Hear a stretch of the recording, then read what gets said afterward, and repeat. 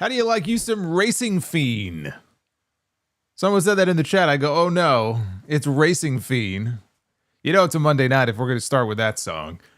Well, let me tell you, after a mixed bag of a WrestleMania, which is what this year's show was, they had another show tonight in Las Vegas. And what we ended up with tonight was one of the best post-WrestleMania Raws that they have done in years. We kind of got away from it for a while, right? You had traditionally, and I was at a lot of these Raws many, many years ago, where WrestleMania would end, you'd have Raw the next night, and it was like a party atmosphere. And there was all kinds of crazy stuff that would go on. You'd have returns, you'd have debuts, all kinds of things. And then they got away from it. And the Raw after Mania just didn't have the same reputation anymore. This felt more in line with what the Raw after Mania used to be. And it was a necessary thing because this was not a WrestleMania, frankly, that inspired a lot of excitement when it was over, especially on Sunday night. So we had a show tonight where, in a lot of respects, it felt like the reset button was pushed.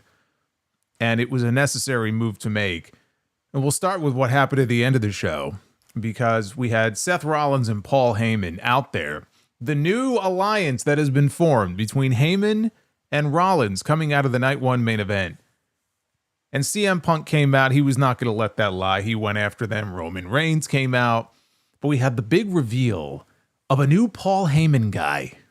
We had not only one new Paul Heyman guy coming out of WrestleMania, we have two new Paul Heyman guys coming out of WrestleMania, and his name is Braun Breaker. Braun Breaker is somebody that Paul Heyman has had his eyes on for a long time. Not only on television, going back to the NXT days, but in real life, behind the scenes. He has been working with Braun Breaker for quite some time now. Triple H has talked about this. It's almost like a pet project for Paul, trying to mold him and shape him because he sees what this guy has as far as his potential to be a main eventer, and working with Paul Heyman to try to bring out of you, whatever it is, maybe that isn't there yet, to try to take him to the next level is a great idea. Now they're going to get to work together on screen, because when we went off the air tonight, we had Paul Heyman raising the arms of just not only Seth Rollins, but Braun Breaker as well. Laying at the feet were Roman Reigns and CM Punk. Stomped into oblivion. It was a hell of a way for them to go off the air. This was a very newsworthy episode of Monday Night Raw. So now we have, I guess, something of a new dangerous alliance. I like it. Paul Heyman has been associated with the Bloodline now for 5 years. And it gets old after a while. He's been the wise man now for so long.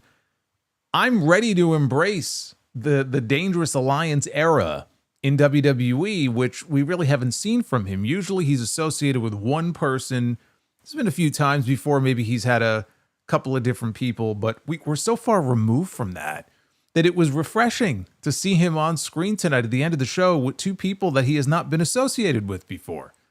It's about time. We got him away from the Bloodline stuff. And now it sets up a whole bunch of different directions and possibilities as far as Rollins and Breaker and Roman and Punk. And the sky's the limit as far as what they could do with Braun Breaker. I mean, he's going to be a WrestleMania headliner one day. Braun Breaker, Jacob Fatu, we can see, right? Everybody, unless you got cataracts in your eyes, you could see where these guys are going. But Braun Breaker is that dude. Okay, he lost his Intercontinental Championship last night. Didn't get pinned for it in that fatal four-way match. But it was a necessary move because he didn't need it anymore. What was he, a two-time Intercontinental Champion? And he had a nice little run with it. It's time to elevate new talent to the top. He's that guy. It's time to elevate Braun Breaker to that next level. This is how you do that. So getting that title off him last night was step one. Step two is what we saw tonight at the end of the show. We also have a new WWE champion. In case you missed the main event last night, which I'm sure you did not. But we have John Cena. He was on the show tonight. And we now know what the direction is for him going into Backlash, which should really be no surprise. Given the Backlash is in St. Louis, John Cena was laid out tonight with an RKO out of nowhere. And nothing is official yet. But it's pretty clear what our main event, or one of our main events anyway, is going to be on that show. How could that not be the main event? You got to do Cena and Orton at Backlash in St. Louis. That's your main event. So they set that up as well on tonight's show. One man who is no longer a champion is Gunther. Now, Jey Uso was on the show tonight, and we'll get into what Jey was there doing. But I was wondering, like, okay, where does Gunther go from here? I don't see him working with Cena. Two heels, right? They're not gonna do that. But what do you do with this guy? This guy has literally been a champion for 85 to 90% of his run in WWE on the main roster. Where does he go from here? Unless he's just going to win the championship back from Jey Uso like that. So what do you do? And I still don't have a good answer for you. Long term, I don't know what their vision is, let's say heading into SummerSlam, for example. But we got a taste tonight of what his next match may be. And the angle they shot tonight was actually very well done. And it involved the announcers. It involved Michael Cole. It involved Pat McAfee. It was a big injury angle. I say injury angle. It was an attack. They kind of oversold, I think, as far as what may have happened to Pat, who walked off on his own power. But I thought that angle was very well done. And Gunther did us a lesson because, honestly, look, I don't hate Pat McAfee. But as this weekend has gone on in Vegas, I mean, as if I have to listen to Fiend enough times, which is too bad because I actually liked that song at one point and now I don't really need to hear it again for at least 6 months.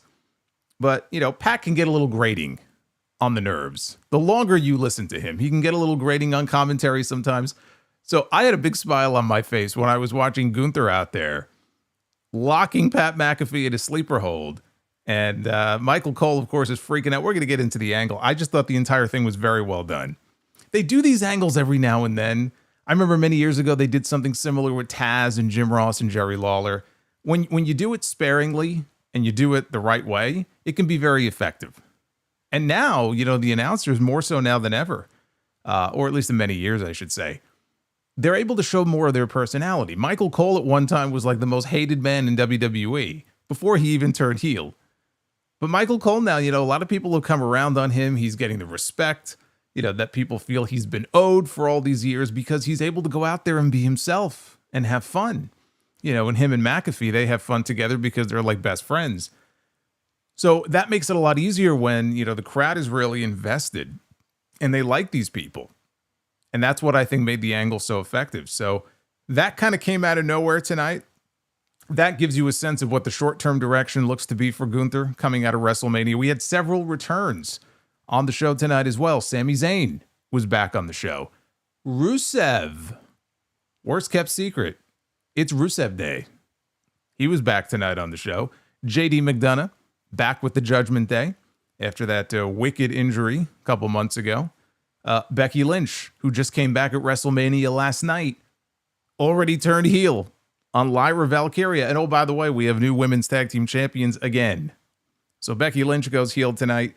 We had a very unexpected match between the NXT Women's Champion and the Women's World Champion. First time ever. Io Sky against Stephanie Vicaire. And they had a really good match. Of course, if you were expecting a clean finish going into it, I'm sorry to disappoint you. But what we got tonight was a little taste of what the future holds with these two women. That was unexpected. I was not expecting to see that match on the show tonight. So we had that. We have a lot to get into here. They also made an announcement about Survivor Series. They announced that Survivor Series is coming to Petco Park in San Diego the Saturday after Thanksgiving. That's going to be November 29th. No mention of War Games in the logo, which doesn't necessarily mean anything this early. But there was no reference in the logo to War Games. It just said Survivor Series San Diego. I've never been to Petco Park. Everything I've heard about it, though, it's one of the nicest stadiums in all of Major League Baseball. So they're doing Survivor Series for the very first time in a stadium. I guess they're trying to elevate Survivor Series in the way that they've done with SummerSlam and the Royal Rumble. Now we wait, I guess, for Survivor Series to go 2 nights as well. At some point it's coming, right? SummerSlam, first time ever this summer, 2 nights. Royal Rumble, I think, will be next. But Survivor Series, at some point, that's going to happen too. We got a lot to unpack here, and I'm in a much better mood than I was last night after what we saw in that main event. This is your Raw After Mania review for Monday, April 21st, 2025. I am the Solomonster. What a fucking weekend it has been. I am exhausted. Although my energy is more up now than I expected it to be, because we got some good stuff to talk about here. But all of you that have spent your weekend with me, both nights of WrestleMania, thank you very much. I appreciate that. We had nearly 5,000 people live last night, in addition to the 4,300 we had on Saturday night. All the content, all the comments, it's been great. If you are a new subscriber, welcome. We have a lot of new subscribers and a lot of new members. If you are not subbed, go ahead and hit the sub button. Super chats are open.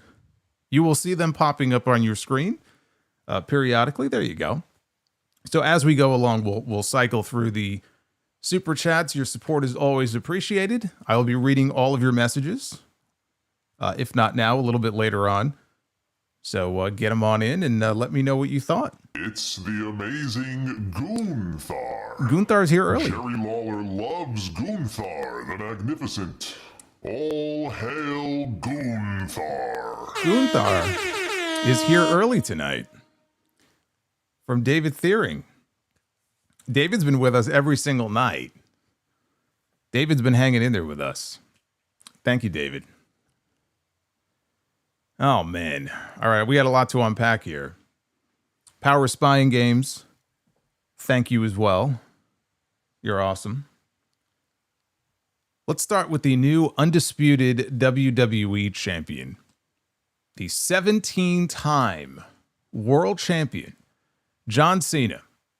He was out to the ring to open the show tonight. The lights were dimmed. No fancy graphics, very stripped down graphics, just like he had at WrestleMania last night. Wearing the championship belt backwards, out comes John Cena. They did give him, I should mention that they did give him an absurd, once he got in the ring and he was posing with the title, they gave him an absurd amount of pyro. You know what this reminded me of? Remember Ricky Starks after he won the Owen Hart Cup tournament? It was on Collision. He came out, stood on the turnbuckles, and they shot off pyro literally for a minute straight. This was not a minute straight, but it was kind of like that, where it's like there's so much of it shooting off. It's like, okay. But then again, I guess, you know, he set this big record, right? 17-time champion, so they want to make a big deal about it. I get it. So he motioned for the ring announcer. Alicia Taylor was off tonight, so they had Mark Nash, who was the new SmackDown ring announcer. He filled in for her on this show. Cena motioned for him to get into the ring. And he told him something. He handed him something. So he said, ladies and gentlemen, he said, first of all, he's been told his announcement, his initial announcement, has been deemed disrespectful.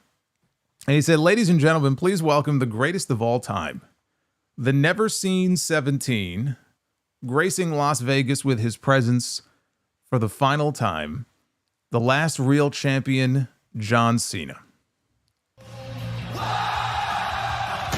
Holy fucking shit. Are you kidding me? Another one. Oh my God. Oh my God. Is that Osukui? Yes, it is. Or do my eyes deceive me? Holy shit. It is indeed.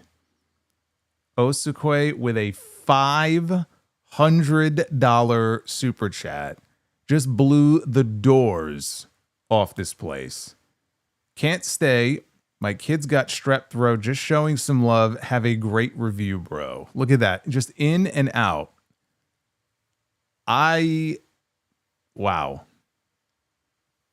You know, we had M. Mills last night, and then Osukwe drops. Well, first of all, I hope your son's gets better soon. Strep throat is a bitch. So best wishes to him. I hope he gets well very soon. Hopefully you don't catch anything. Osukwe, man, we're just getting started here. Thank you, brother. That is very, very generous of you. Wow. I wasn't expecting a Cody bomb this early. Yeah, I saw people, like, there were comments going up and down here, and I was like, what is this about? Because I had paused them. And I'm like, wow, okay, now I see it. Wow. All right, well, on that note, we got to clean ourselves off here from the debris from that bomb. Move on here. So John Cena goes, winners write history. We are not worthy. We think on Friday that we can bully him, but then cheer him on Sunday now that he has gold. And all of a sudden, that means that he's going to forgive all the fans. He said that's not how a functional relationship works. Cena told the fans to go to hell. Said they all owed him an apology, but they lacked the courage to give it. He called tonight's show the sacred ticket because this is the night they get to hijack the show. Not realizing, of course, that they really haven't hijacked the show in a very long time. They used to, though. I was part of some of those hijackings. So he said that they've gone soft, though. The crowd chanted, "We aren't sorry." Cena said that you are the sorriest lowlives that I've ever seen. And the best part, he said, we don't mean anything to him. So the fans chanted asshole at him. I have to show you this wonderful sign. Whoever is responsible for it, you get a thumbs up from me. Right there on the hard cam. Right behind the champion, Hogan fears unions. I had to do a double take to see if that was Jesse in the crowd in Las Vegas, if Mr. Ventura was in town, but it's not. Maybe it's a relative of his holding up the sign. Hogan fears unions. That's a shoot, brother. That's a shoot. Never forget. So for 25 years, he says, he has taken our best shot, but he always got back up. He says, what makes you think that you're going to crack me right here and right now? He said, our noise means nothing to him. The only thing that means anything at all to all of our lives is that. And he pointed, and on the screens, they showed just text that said 36 dates. And he told us at the beginning of the year, he said, 36 dates, and I'm gone.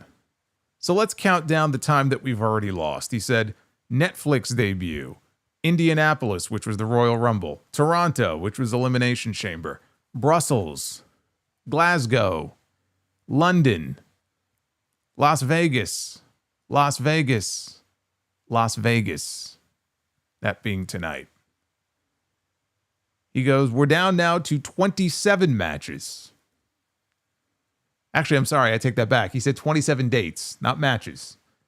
27 dates. He goes, not matches, appearances. We say that he can't wrestle. He doesn't have to. He just has to show up and do this. When that hits 0, he says, the professional wrestling timeline stops cold. He is not stupid like us.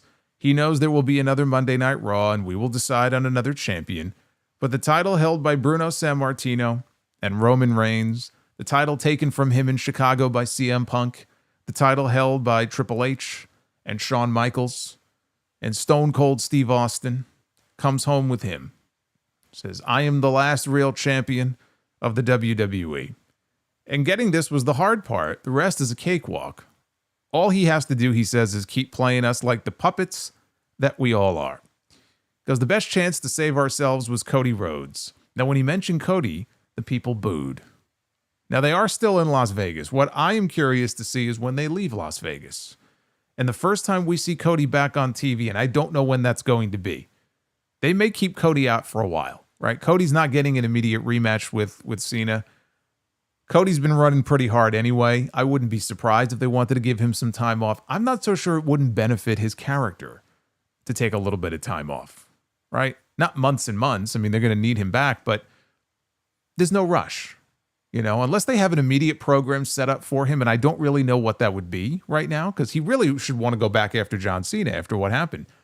Cena will be occupied, right? At least through Backlash. I don't see any need to see Cody at least until then. But I'm very curious what the reaction to him will be. When they're out of Las Vegas, a little bit of time has gone by. Do the boos continue? You know, because this was not an issue until this feud popped up with Cena.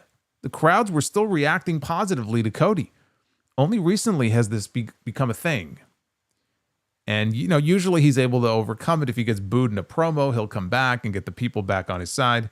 But that will be very interesting to see. Once they get out of Las Vegas and away from this WrestleMania crowd, what is the reaction to him at that point? but here the people booed. He said, "You heartless bastards. You boo him on Friday, and then you cheer him on Friday, and then you boo him on Sunday. And then he says Cody's name, and now it disgusts all of you. That's what's wrong with this. And that's why Cody was outshined, outclassed, and outwrestled by him and flat out destroyed. Here's the truth. There is no one in the WWE with the strength, the speed, the wisdom, or the ruthless aggression of John Cena."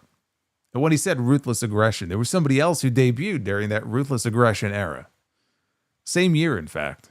That should have been a sign. But unlike us, he says, "I have a heart." And he would like to do something nice for us right now. He told the fans, "Get your cameras out." Do they have cameras anymore? It's their phone. Take your phones out. Nobody brings cameras. You know what I miss at these shows? Flashbulbs.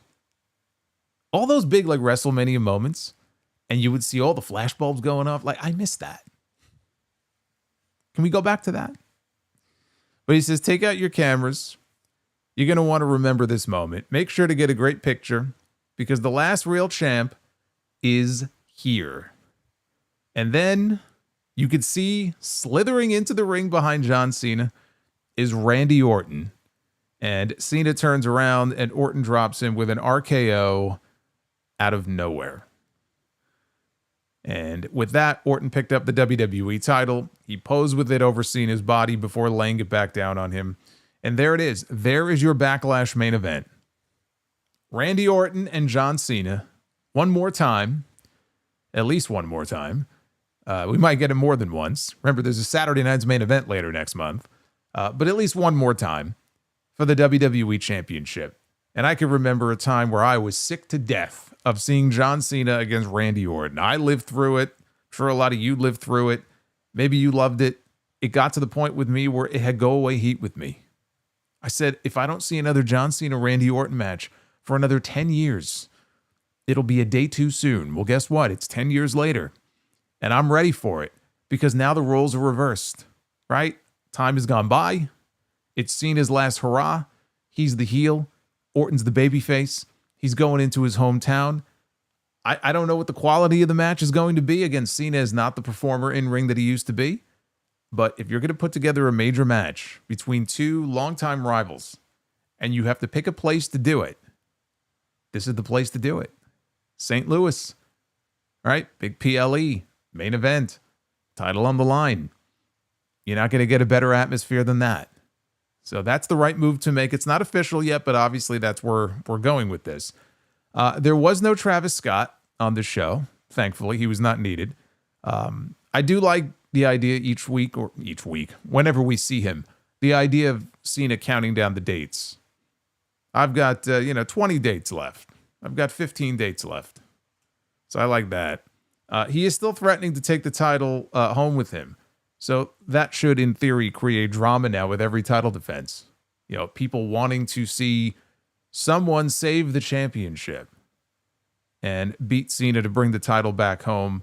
That'll be the story now every time he steps in the ring, whether it's Orton, Punk, or anybody else, to put that title on the line. And each time you tick down the number of appearances, right? It gets closer and closer and closer to the end. So that should create some additional drama here. Look, the John Cena heel stuff, with me, it's very hit or miss. I still don't fully buy into the idea that he buys into it. There is still, to me, an element of it that feels very forced. But this is the direction they chose to go with it. You know, there's some stuff that he'll get really great heat for, and he's doing a good job with it. I'm still not, again, fully sold on the entire thing, but the whole idea of him being the last real champion, you better beat me for this because otherwise I'm leaving with it. This is the belt that Bruno held. It's not a bad story to tell. Now we just wait and see when do they actually take the title? Do they have him go all the way to the end of the year? Do they take it off of him at SummerSlam? Which I think would probably be the time to do it. You want to leave some time there at the end for him to swing back the other way. Cena Orton, though, makes the most sense. Not a big surprise there that's going to be the next program. We had a rematch from WrestleMania last night. It was Becky Lynch and Lyra Valkyria, who won the women's tag team titles, defending against the former champions Liv Morgan and Raquel Rodriguez. So the heels were beating up Lyra throughout the commercial break. Becky made the hot tag as soon as they came back. Liv caught her with a code breaker, but Becky blocked Oblivion and then hit a manhandle slam. So that was what won the match for her last night. This time, though, Raquel broke up the cover. Becky and Lyra, they tried a double superplex on Raquel, but Liv brought Becky down with a power bomb before Rodriguez gave Valkyria a power bomb of her own off the middle rope. Only got a near fall. Why is Solomonster a Punk hater? Why Uh-oh. does he hate Punk so much? What did he ever do to him? King Nader. Thank you. Appreciate it. So Valkyria hit a tornado DDT. She hit her Nightwing finish. Morgan, though, placed Raquel's foot on the bottom rope for the break. Becky and Liv, they brawled on the outside before Valkyria dropped Morgan with a baseball slide through the ropes. Rodriguez powerbombed Morgan onto Lyra. Lyra, though, was able to dump Raquel out of the ring, and Lyra blocked Liv's Oblivion attempt. She set up for Nightwing. Rodriguez grabbed Lyra to block her from doing it, and Becky tried to make the save. Raquel, though, shoved her aside. So Lyra knocked Raquel off the apron, but what happened is she collided then with Becky, which was not Lyra's intent. And so Lyra is looking down at this, and here comes Liv Morgan, and she spikes her with Oblivion. Lyra landed on top of her head, and Liv covered her and got the pin. Got a big pop, too. Again, you would think that they were the baby faces, but she gets the pin, and they regain the tag team titles for the fourth time together. Liv Morgan and Raquel Rodriguez are champions. They will now defend those women's tag team titles on NXT tomorrow night, which I believe is their final night in Vegas. I think they're doing NXT at the same place they did the Hall of Fame. So they're defending the titles against Gigi Dolan and Tatum Paxley, who won a number one contenders fatal four-way at Stand and Deliver this weekend. But we weren't done yet. So after the champions celebrated and they made their way to the back, Becky, the music stops. So you know something's about to happen. And Becky does not look very happy about the fact that they lost. So she's consoling Valkyria. She gets her to her feet. And then she blasts her with a clothesline. And Becky looked furious and she was yelling at her. She teased leaving. Then she returned to the ring and she worked her over some more. So then Lyra is just sitting on the mat up against the ropes. And she's just looking up at Becky. She's just sitting there and just looking up at her. And Becky comes over and starts kicking her ass again. And then she gives her she gave her two manhandle slams. She went to go leave again. The crowd is now chanting one more time. And so Becky decides to oblige. And she gives her one more manhandle slam for good measure. Say it with me. I've been saying it all weekend. The fans are the heels. Every single night, both nights of WrestleMania, tonight on Raw, they're proving me right every single time. The fans are the heels.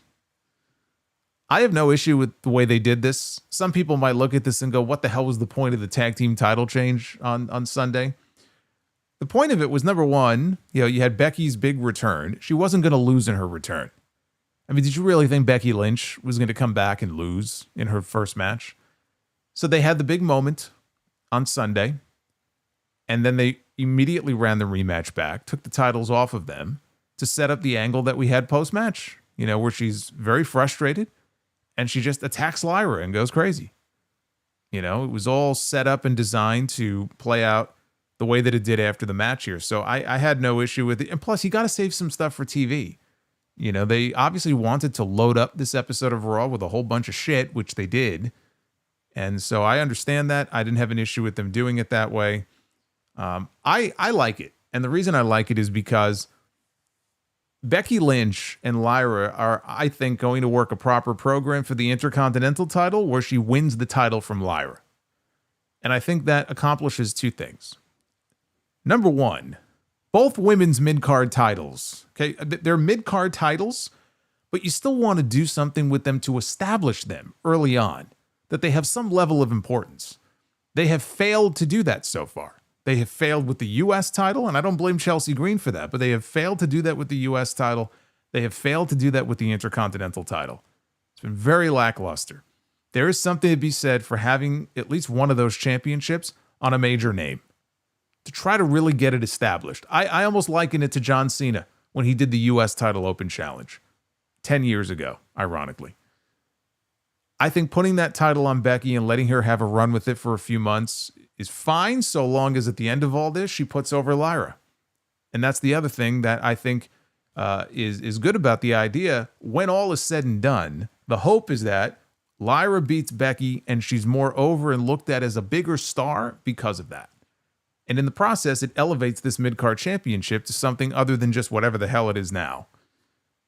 That's what I think they should do. I think that we're certainly going to get a program between these two. That much is apparent.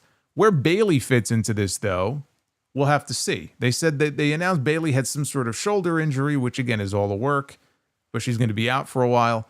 Is the reveal going to be the Becky attacked Bayley? And that Lyra just so happened to be thinking of Becky when she made the phone call and said, hey, I need a new tag team partner. And Becky's like, oh, sure, I'm in town. I'd love to fill in for you.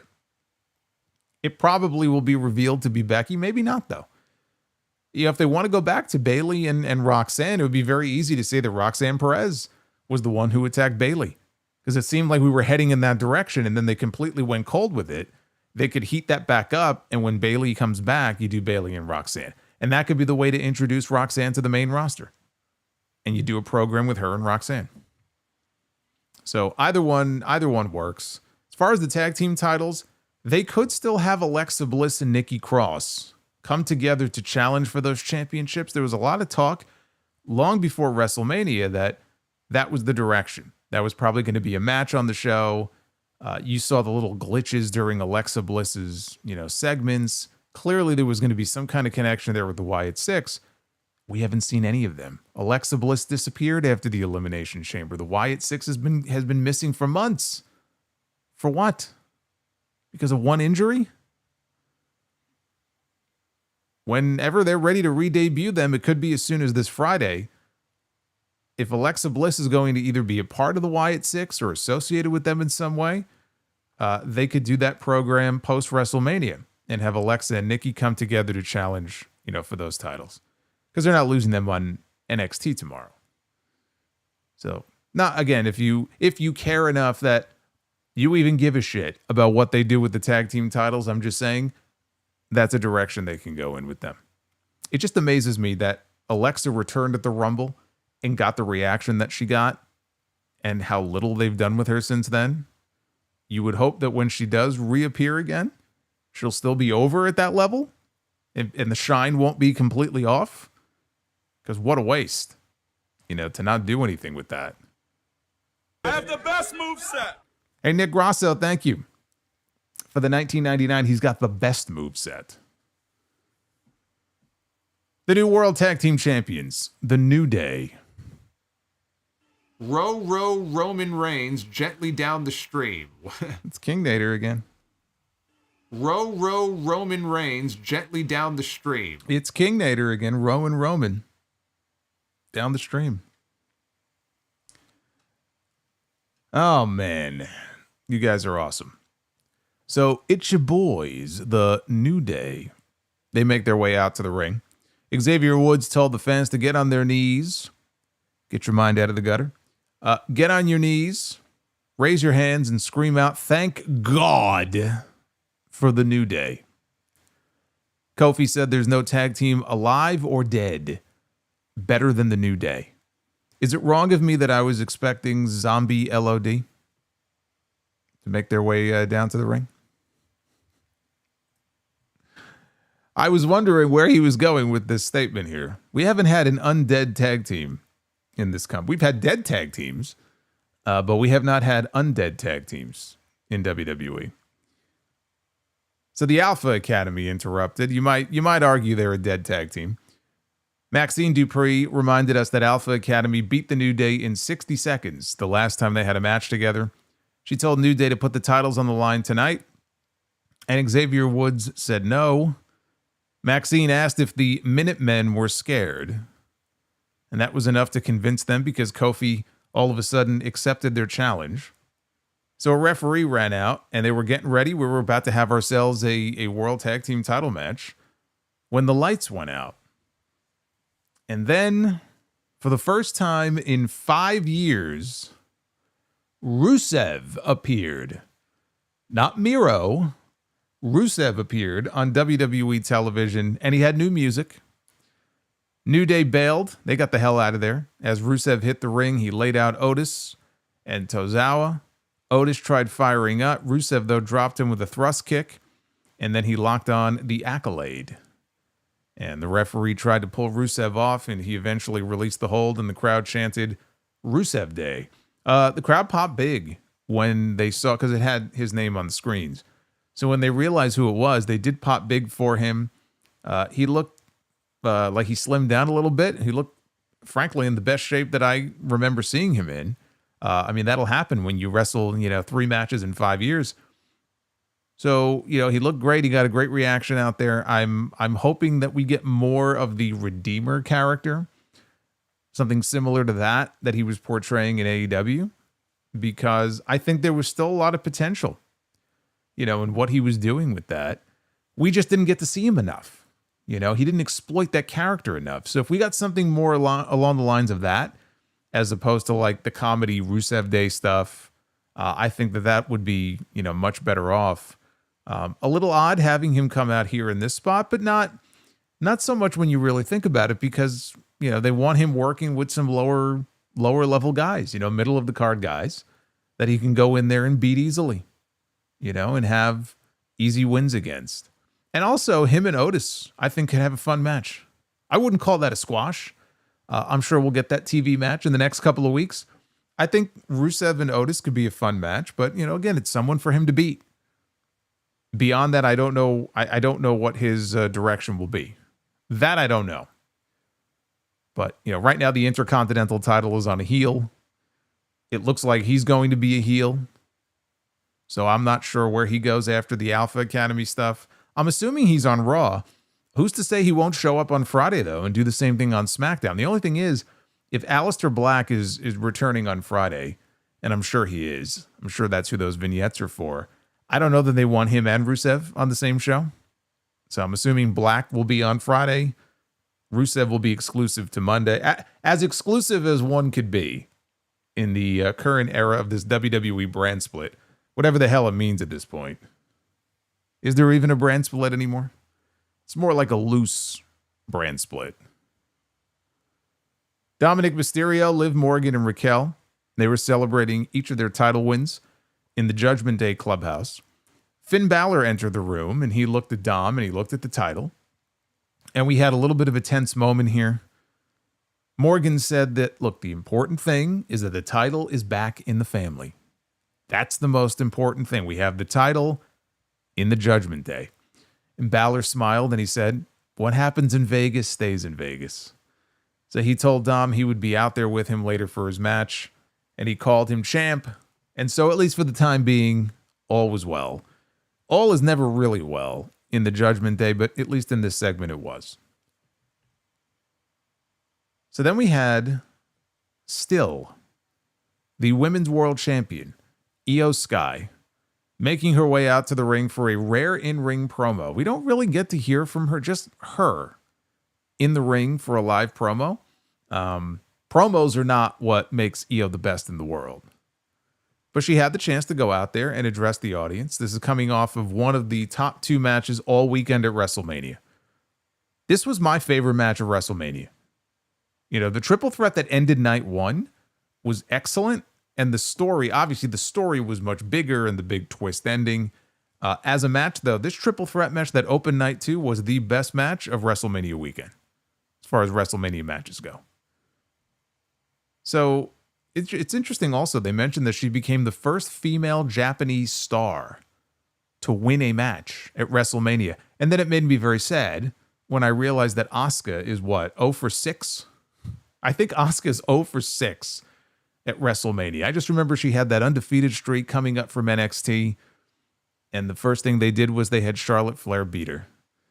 And then I get sad. And then I also wonder, where the hell is Asuka? I thought maybe there was a chance she would show up and return tonight, but there was no Asuka.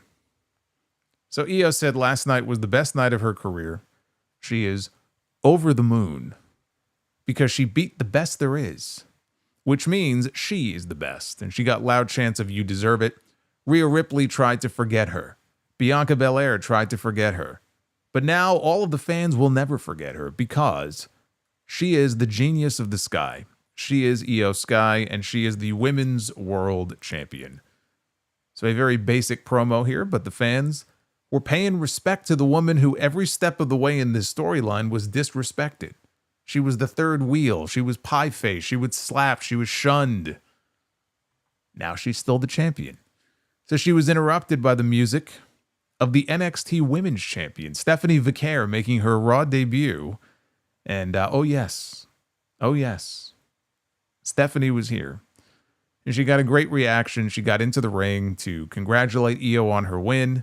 She said she wanted to introduce herself, La Primera, the NXT Women's Champion. We got loud La Primera chants from the crowd here in Vegas. Said, "Io, you are amazing." She comes here to show her respect. And she's right. She is the best. But she wants a fight with the best of the best. And Io said, "You want to face me? I accept." What about right here, right now? And the crowd loved hearing that. They popped huge. And then we heard the voice of Adam Pearce. And everybody booed. And he came out on stage and he said, "Ladies, I just want to make sure, Las Vegas, do you want to see this match?" And everybody cheered. And he said, "What the hell? I want it to." And he goes, "The match starts right now." And so just like that, we're getting first time ever Stephanie Vicaire and Io Sky, obviously non-title, champion against champion here on Raw. And Io hit an early suicide dive. Stephanie came back by diving off the barricade and hitting Io with a crossbody block. That took us into a commercial break. Is Asuka in hiding from being stalked? No, she's still, as far as I know, I mean, she's either just recently medically cleared, and maybe she's just waiting on creative, or she's not medically clear. I don't think the whole stalking incident has anything to do with her still being absent from TV. I don't believe. But that is unfortunate that she had to go through that because there's some sick fucks out there, unfortunately. But yes, I remember that. I remember when she tweeted about her safety and WWE was, helping her out with that situation. It's very scary. But no, I don't think that has anything to do with that. So Io hit a missile drop kick and followed with the double knees in the corner. Stephanie went for her finish, but she landed on her feet Io, I should say, when Stephanie moved. Io sold her knee for a brief second, and Stephanie used the dragon screw leg whip, hit the double knees in the corner. Io came back with a standing double stomp of her own. So the crowd popped when, of course, Stephanie hit her devil's kiss, which is the leg scissors into the head stomps. Michael Cole said it was a good thing Booker T wasn't there or he might have a heart attack. So a little while later, Io executed a German suplex. Stephanie said, "Well, anything you can do, I can do better." So she returned the favor with one of her own. And the fans applauded both women. They were both down. We had a double down here. And the fans applauded and gave them a standing ovation. They started chanting, "Fight forever." Stephanie went up top. She got cut off by Io, who joined her on the ropes. And Io hit a Spanish fly from the top rope. Io used the ropes to pull herself up. And she charged at Stephanie when all of a sudden Roxanne Perez attacks her. As she's charging towards Stephanie, Roxanne just appears out of nowhere and she attacks Io to cause the apparent no contest. Then Julia runs in. Now we got Roxanne and Julia in the ring, and she got booed for putting Stephanie down with a kick. So Roxanne and Julia, they look at each other and then they decide to attack the two champions. It's like they're working together. Now we hear Rhea Ripley's music, and Rhea rumbles down to the ring. She's got a black eye. Not like the Hogan black eye. She had a little black eye. Ripley cleared Roxanne from the ring, and then she turned and she spotted Julia. before she could hit her from behind. Ripley and Julia, they circled each other in the ring. They had a little stare down until Julia exited the ring and she headed to the back with Roxanne. So then Rhea picks up the women's world title and she hands it to Io. But she holds on and she exchanged some words with her. She said something to Io that I couldn't really make it out. Michael Cole assumed that she told Io that she would be coming for the championship, which I assume that's what she said.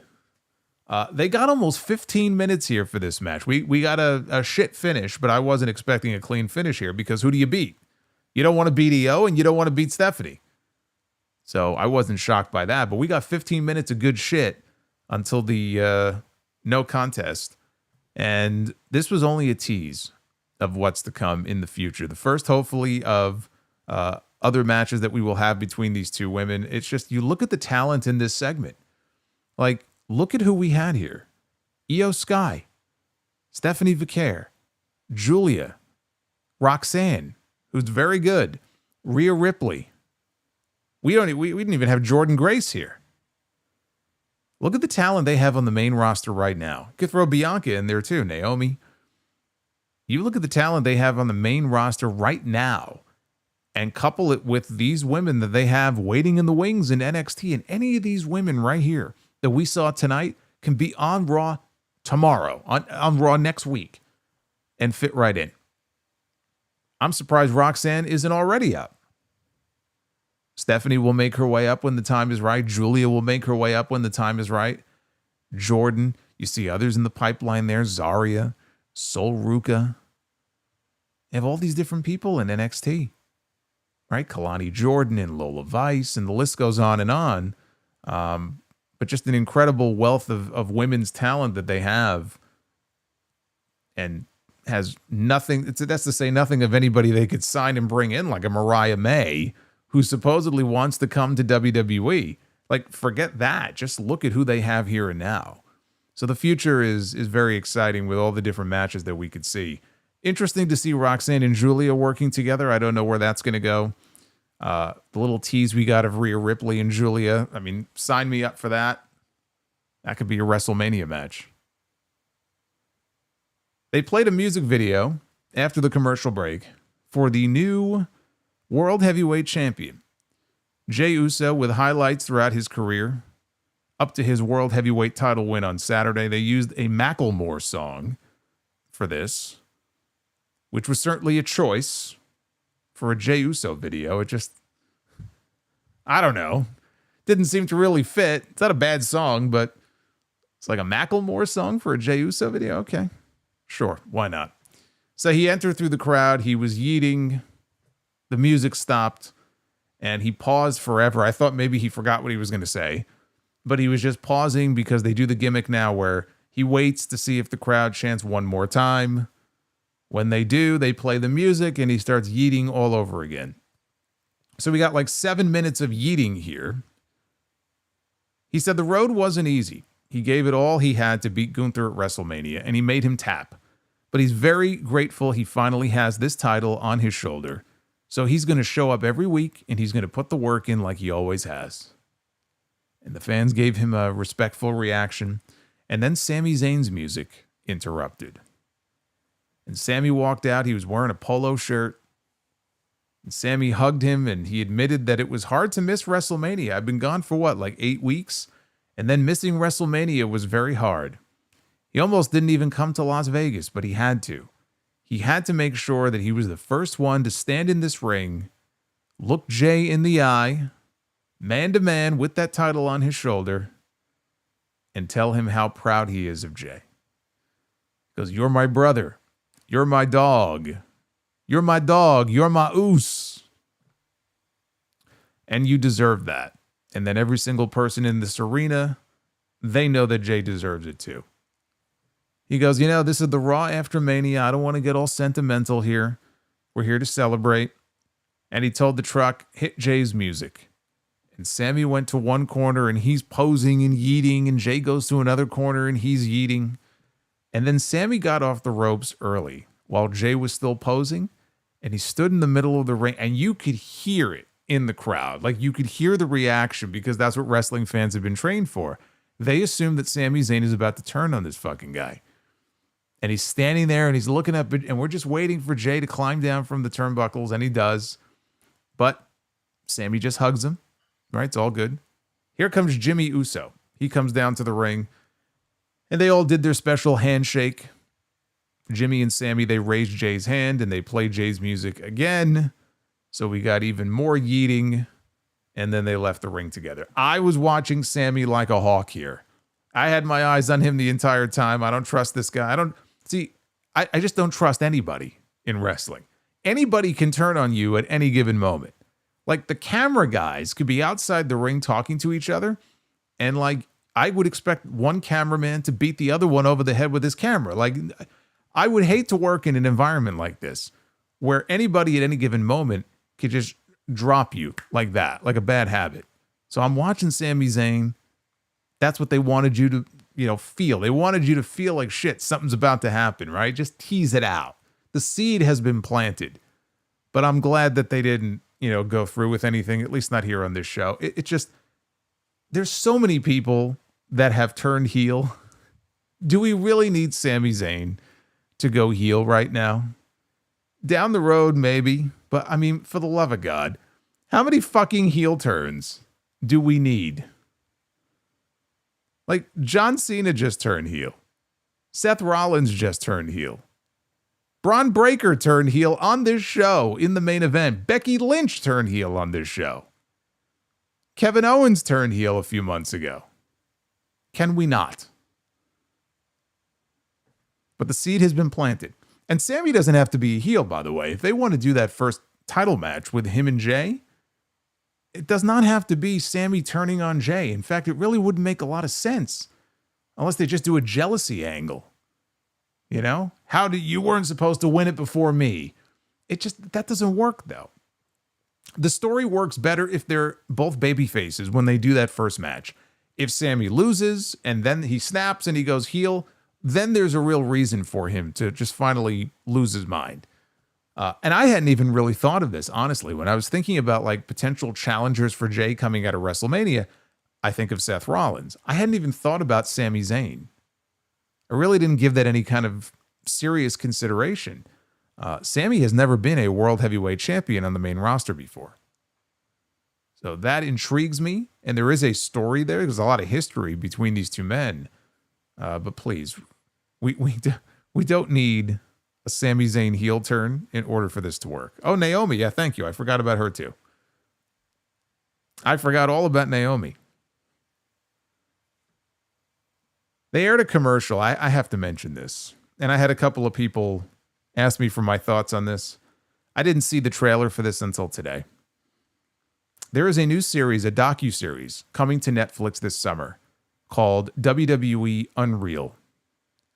And this is the description. For the first time ever, step into the WWE writer's room and outside the ring with your favorite WWE superstars, where the drama is just as intense offstage as it is under the spotlight. Yeah, Dwayne. They showed the trailer for this, like a 30-second trailer. And you see Triple H is with his team in the conference room, in the writing room. There's another scene where he's in the hallway talking to Jey Uso. And he tells Jey, "Oh, we're gonna strap the rocket to you." So that's basically what this show is gonna be. And I know kayfabe is dead. It's basically dead. I know this. I don't need to be beaten over the head with it, though, when I'm watching the show. And I know I'm going to be. I'll watch the show.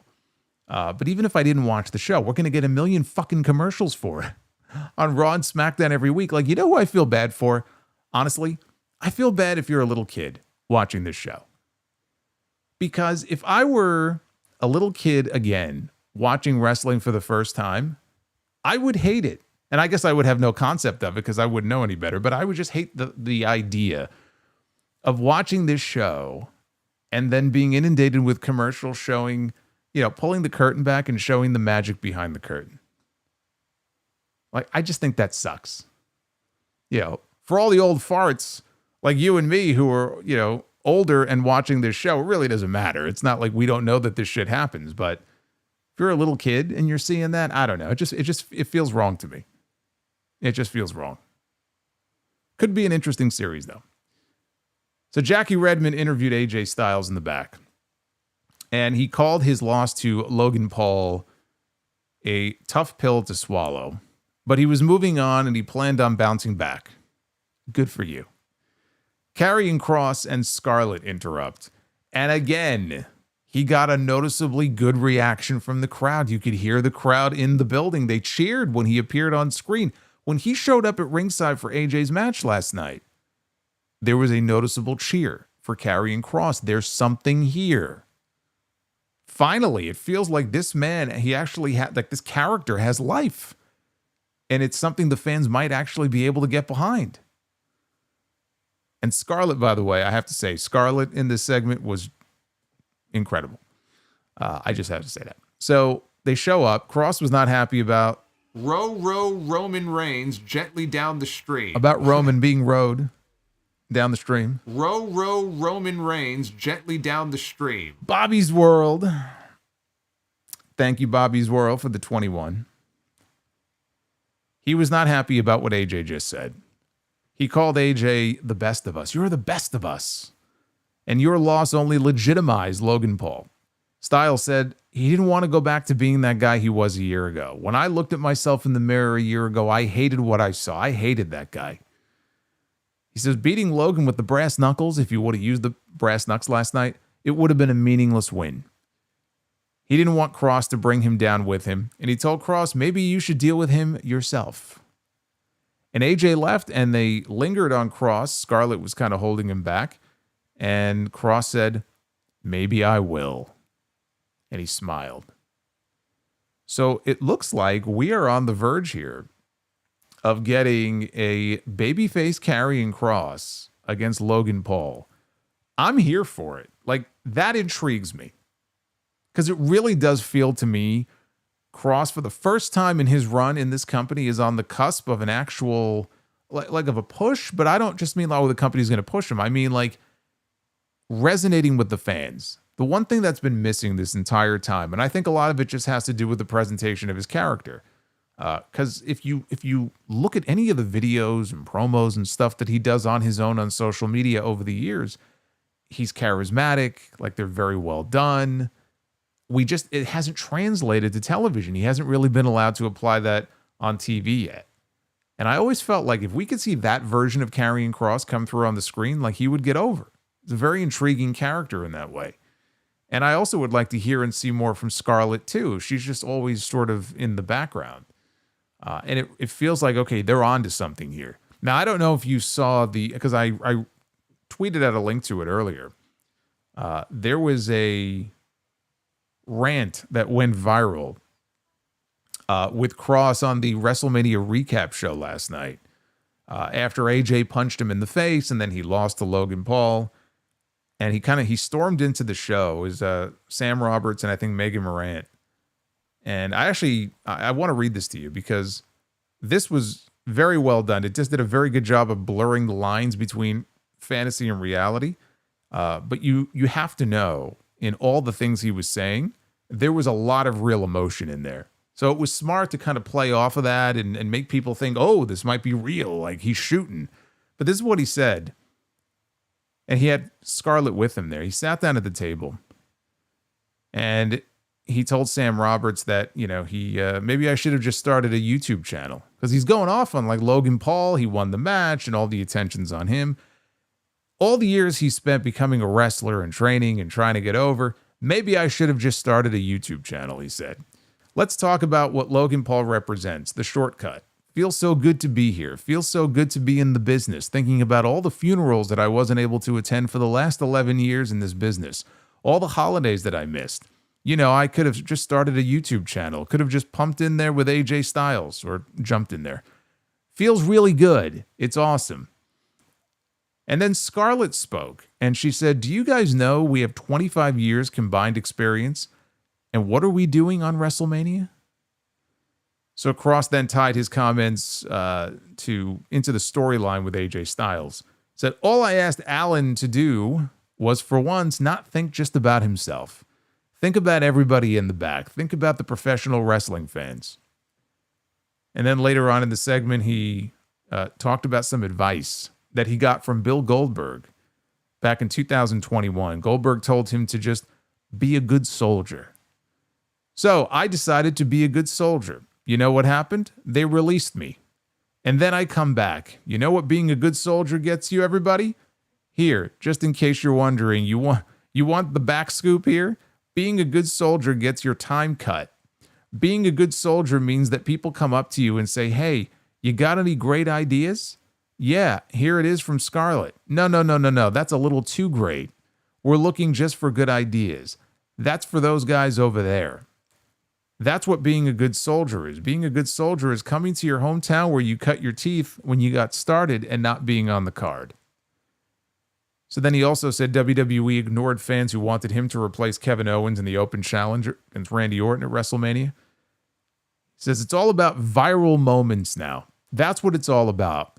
Well, everybody's been telling me that I got to become undeniable. And as soon as it happens, they ignore it and they shut it down. I never asked to wrestle Randy. I never asked that. That happened organically, and you ignored it for a viral moment. And good on Joe. Nothing against him. But you ignored it. And the crowd told you exactly how they felt about me on SmackDown when I was eliminated. He's talking about the Andre Battle Royal, because they booed when he got dumped out. He says, and you ignored it. Become undeniable, my ass. Says, you want a viral moment? On behalf of all the true fans of professional wrestling, guy with the suit and tie in the back, go fuck yourself. That's from Killer Cross. And then he stormed off. A tremendous piece of business here. And I love him mentioning Killer Cross. I'd love for him to go back to that name. I don't know if that's going to happen. But again, that's just an example. Like there's something there. And I'm hoping that they can tap into it. Because I just feel like he's been completely floating around just directionless for so long, especially since the Final Testament stuff came to an end. But even the Final Testament stuff, there was never any life to it. It was like, all right. And they didn't really do anything with it. It's like, why even bother? He doesn't need that. Him and Scarlett, that's all you need. And then just give them that germ of an idea and just let it grow and let them do their thing and see where it goes.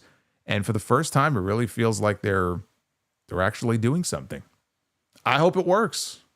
I would love to see him finally get over after all of this wasted time, which is what it feels like. But if you didn't see that segment, it's great stuff. Again, I linked to it on my Twitter if you want to go take a look at the video.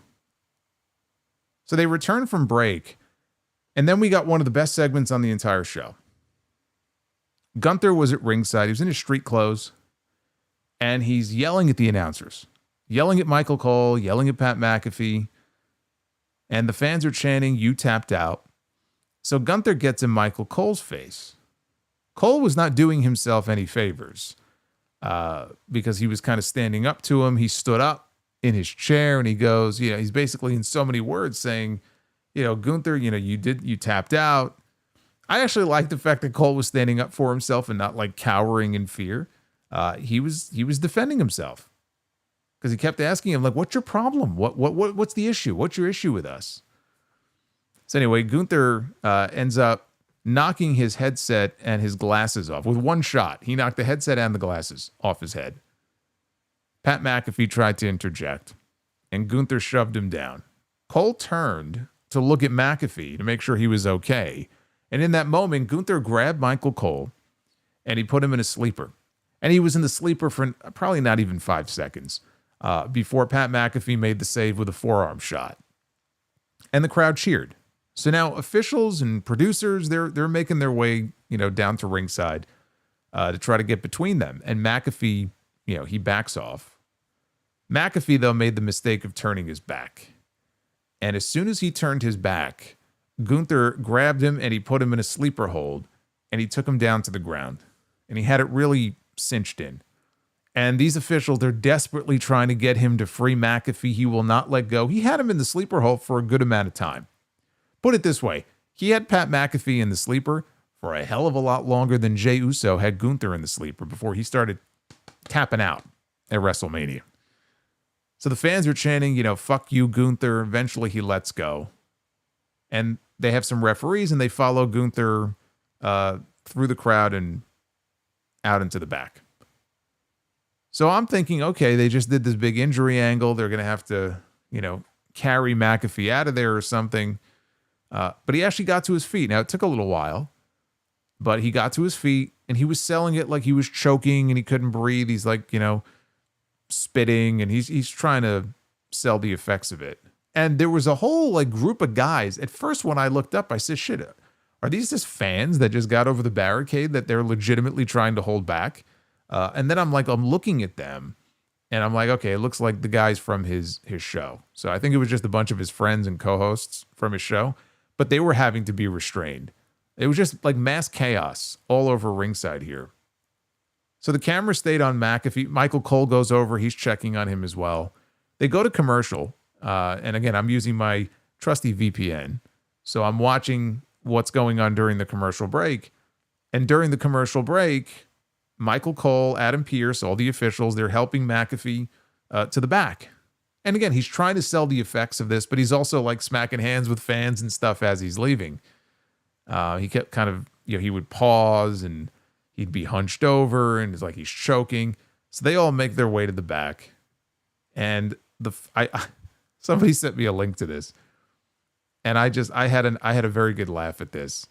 After McAfee, right, is choked out by Gunther, this was a tweet posted by Corey Graves. Just 3 laughing emojis. This man was enjoying himself during this segment. I wonder if it's still up or if it's been deleted by now. But I grabbed a screenshot of it and I laughed my ass off. So I know Corey enjoyed this segment. So they're in the back after the commercial. McAfee is led into the trainer's room. Michael Cole is now talking to Adam Pearce in the hallway. And Cole is like, I think I may have, broken my nose. I mean, his nose looked fine, but he thought maybe he had a broken nose. And he's telling Adam Pearce, you've got to do something about this. He said the announcers should not be afraid to give their opinions or, be afraid to go out there and have fun. And Pearce said, look, I'm going to take care of it. First of all, though, just take the rest of the night off. And Cole said, no. He said, I'm not going to allow a bully to stop me from calling the Raw after WrestleMania.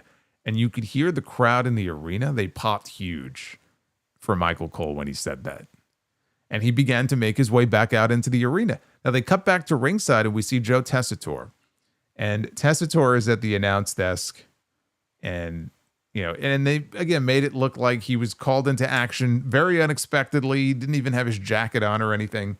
And he's like, I don't know what to tell you. And he's waiting for Michael Cole to make his way back out, which he does. Here comes Cole. And he got chants of Michael Cole as he made his way back down to ringside. I thought this angle was fantastic. This was very well done. They did play it up a little too much as the night went on about McAfee. Oh man, I hope he's okay. They were playing it up so much that you would think it was a major injury angle, like what happened with Jimmy a few weeks ago when Gunther was bathing in the man's blood, right? Blood everywhere. This was just, he put him in a sleeper and then he got back to his feet and he walked to the back and he was smacking hands with fans. So after a while, it's kind of like, all right, he'll be fine. You know what I mean? Let's not get too carried away with it. It's not like he was carted off in an ambulance, but I just thought this was very well done. And yes, I'm sure it is very likely going to lead to a match. I mean, maybe it won't, but it certainly felt like we're going to get a match at some point. Between Gunther and Pat McAfee. Pat McAfee did some matches when he was in NXT.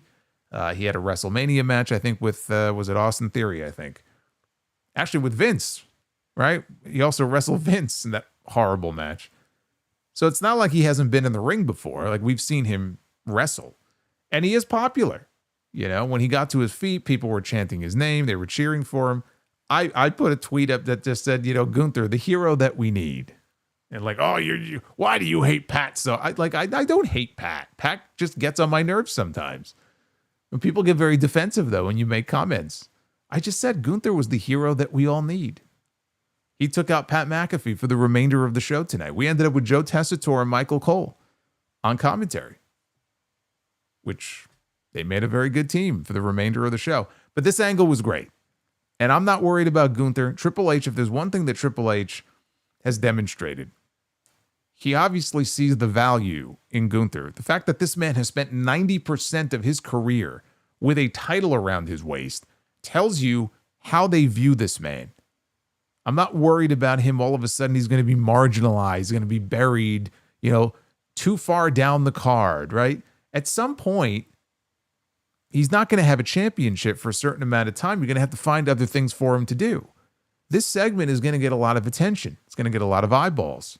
And if they do Gunther and McAfee, I actually think like the fans, I think, will be firmly behind Pat. It could probably make for a pretty fun match, especially if Gunther chops the fuck out of this guy.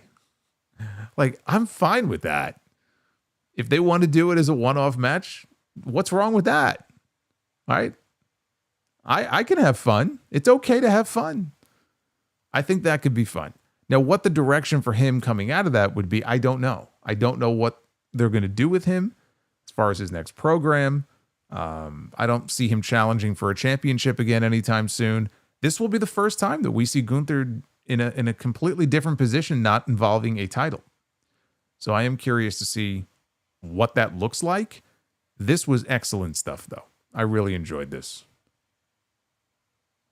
We had the new Intercontinental Champion himself, Dominic Mysterio, defending his title against Penta.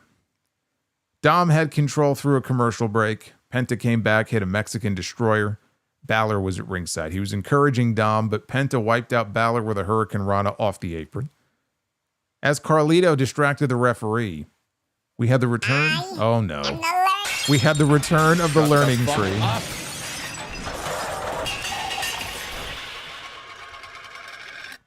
Fuck that tree. We had the return of the learning tree. It's Goldberg. You know what? Yeah, but a little early for that. Goldberg's not wrestling until the summer. So I don't necessarily see this directly leading into a Goldberg return. It just feels early for that. But Gunther is still the likeliest opponent for him. So if you're talking about what the next program is, it's not going to be the next one. But yeah, if Goldberg's wrestling at SummerSlam, this is the guy. It's probably going to be him and Gunther. I just think it's too early to be jumping into that now, though. So anyway, as Carlito distracted the referee, the returning JD McDonough shoved Penta off the top rope. Dom hit Penta with a 619 and a frog splash, and he pinned him to retain the title. Liv Morgan and Raquel Rodriguez, they joined the rest of the Judgment Day in celebration on the ramp. Balor seemed surprised to see McDonough, but he reluctantly celebrated along with the rest of them. And the announcers made the comment, they said, the Judgment Day is now stronger than ever. But Balor feels like the odd man out here. So no matter how much of a brave face he's putting on, there's still trouble in the ranks of this group. I should point out here that Penta, for all of the wins he was racking up and everything in his first couple of months, I think he's won something like, I think one match. He's got one win in his last like 5 or 6 matches. They need to change that soon. And then we had the closing segment. Seth Rollins and Paul Heyman were out to the ring with their newfound partnership coming out of WrestleMania. The fans still sang Seth's song. He also got light chants of thank you, Seth. Very light, but they were there. Then the crowd chanted CM Punk's name. Then the crowd chanted fuck you, Heyman, which was censored. Rollins said he took a wise man from Roman Reigns. He stole CM Punk's best friend. He is the winner of the main event of WrestleMania. He is, and then before he could finish his thought, CM Punk's music hits. And Punk walks out. He's taping his fist up on his way to the ring. Gets in the ring, and the two of them begin slugging it out. Punk was stomping a mud hole in Rollins in the corner before he turns his attention to the wise man, who was in the opposite corner, And Heyman said, "You screwed me. I didn't screw you." Punk went over, grabbed him by the jacket, but before he could do anything, Rollins came up from behind. He gouged Punk's eyes, and then he gave him a stomp. I will say the crowd did not react to this in the way that I thought they would. They were actually pretty quiet for a lot of this. But they started chanting OTC. They start chanting, "We want Roman." They rolled the producer credits, and they threw the copyright box up on the screen as if they were going off the air. Heyman, though, said that we are going to conclude the weekend of WrestleMania 41 by propelling the news all the way to WrestleMania 42. There is a new reigning and defending, undisputed #1 top star in this industry. Ladies and gentlemen, Seth freaking Rollins. But then we hear the music for Roman Reigns. It's actually working for a second time this weekend. Rollins dumps Punk out of the ring. He's waiting for Roman to come out. Out he comes. And Reigns hits the ring. He spears Seth Rollins. And now Heyman was all alone, and Roman took Heyman down with a Superman punch. So Reigns now is lining up Heyman. He's sizing him up for a spear. But as he comes in for the spear, Reigns gets speared by a man in a hoodie who we can't see at first, but then he pulls the hood down to reveal Braun Breaker. And the fans, they reacted big to that. Breaker then comes in. Actually, so Rollins is staring at Breaker because we don't know at first. Like, where is this going to go? So they're staring at each other. Breaker comes in for a spear, but he doesn't spear Rollins. He spears CM Punk, who had just gotten back into the ring. So he took out Roman, and now he takes out Punk.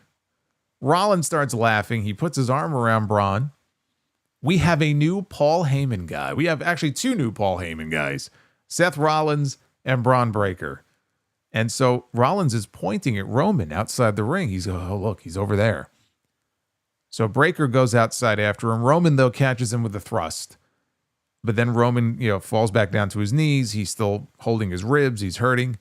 And Braun is like, fuck this. He begins to run around the ring. He builds up a whole head of speed. And he spears Roman Reigns through the timekeeper's barricade. And it just explodes, and they both tumble to the floor. Rollins is yelling now, bring him in the ring. Bring his ass in the ring. So Breaker drags Roman into the ring with him. And he's holding him on the mat and making him watch as Rollins delivers a stomp to CM Punk for the second time. Rollins tells Roman the future of this business runs through me. And then he delivers a stomp to Roman as well.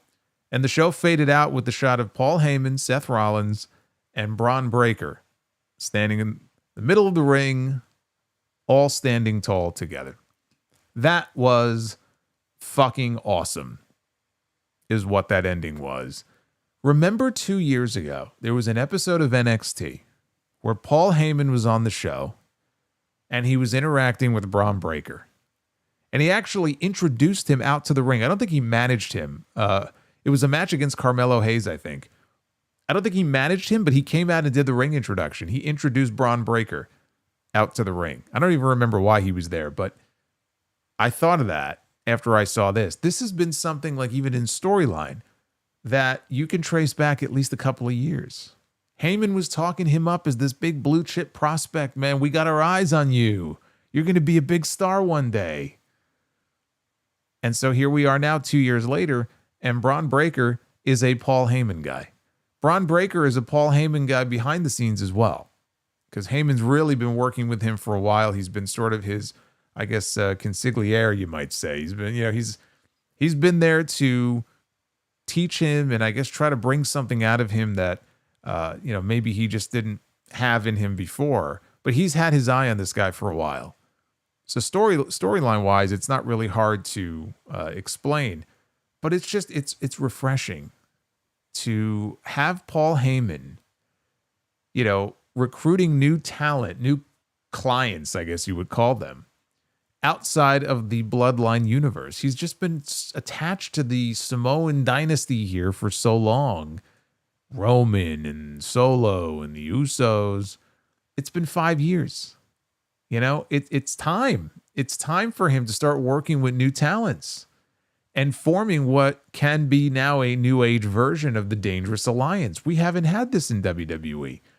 You know, it was always Heyman and Brock, Heyman and Big Show, Heyman and Punk, Heyman and Roman.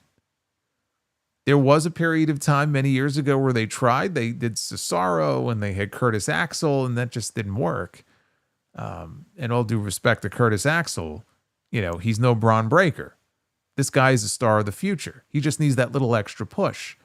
That was why he lost the Intercontinental title, because he didn't need it anymore. It was time to strap the rocket to this guy and start sending him up into the atmosphere. This is now the first major step towards doing that.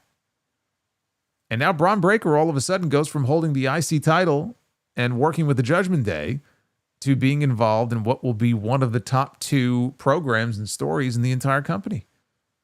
Right? You have John Cena and whatever he's doing. And then you have this. Braun Breaker's going to be working matches now with Roman Reigns and CM Punk. Right? You got a tag team match right there. Roman and Punk coming together to wrestle Rollins and Breaker. And I'll tell you something else. If they want to add a female member to this group at any point, right? Becky Lynch just went heel. Becky Lynch knows a certain someone who's part of this. It would make sense, you know, for Becky. Becky's not even the one I'm really looking at. Honestly, if they wanted to recruit a female talent, not that she needs the rub, but Rhea Ripley would fit in perfectly here because Heyman's talked her up a lot over the years too. Rhea is in a position right now where, you know, yeah, she came out earlier and told EO, you know, I'm still coming after this. But now coming out of WrestleMania, it's like she even feels a little directionless. So I'm just saying, if they wanted to add a female member to this at some point, they've got options to do that. But what they did on this show tonight is they hit the reset button on a lot of different things coming out of WrestleMania, which is what they needed to do. And it paid off. This was the best Raw after Mania that they've done in years. And it was the best episode of Monday Night Raw in ages. Right? Best episode of Raw all year, certainly, so far. There was a lot going on, a lot of moving parts on this show. Not a lot of wrestling. We had the women's match, which went almost 15 minutes, and that was very good. But this wasn't about wrestling. This was about people coming back, right? This was about moving stories, as they did in the closing segment, adding a new Paul Heyman guy, Rusev coming back, Sami Zayn coming back, and teasing the possibility that maybe, you know, he might have his eyes on the World Heavyweight Championship, Gunther, and whatever they're doing with him and Pat McAfee. There were a lot of different things going on. So it held your attention. This was not a boring show. This is a very, very strong show tonight. WrestleMania was not a very, very strong show. WrestleMania as a whole was a very middle of the road show. There were some good matches. There were a couple of very good matches. But when WrestleMania was over, you know, Saturday and Sunday, it did not feel like that epic WrestleMania. And so now it's in the rear view. Now we push the button and it's on with a bunch of new directions that look very promising. And hopefully the creative will support that. But now we wait for Friday. I'm not going to be here on Friday. Just be aware of that. There will be no SmackDown review. Of course, probably the biggest SmackDown of the entire year. I will not be here. I'll be out of town. But I'm expecting more big things to happen on Friday. Aleister Black should be returning on that show as well. What did you think of the Raw after Mania? Look at this. Almost 3,000 votes in so far. 86.6% thumbs up, 9% thumbs in the middle, and only 4% thumbs down. So that is an overwhelmingly positive score. There you see King Kong Bundy says 5. Yes, 4.3% is almost 5. King Kong Bundy, yes. Hey, Project Libertad, thank you. He can count. Good shit tonight. It was a good palate cleanser from the bullshit that we had at the end of WrestleMania last night. Just give me something fun. That's all I ask. Whatever the hell that was last night was anything but fun.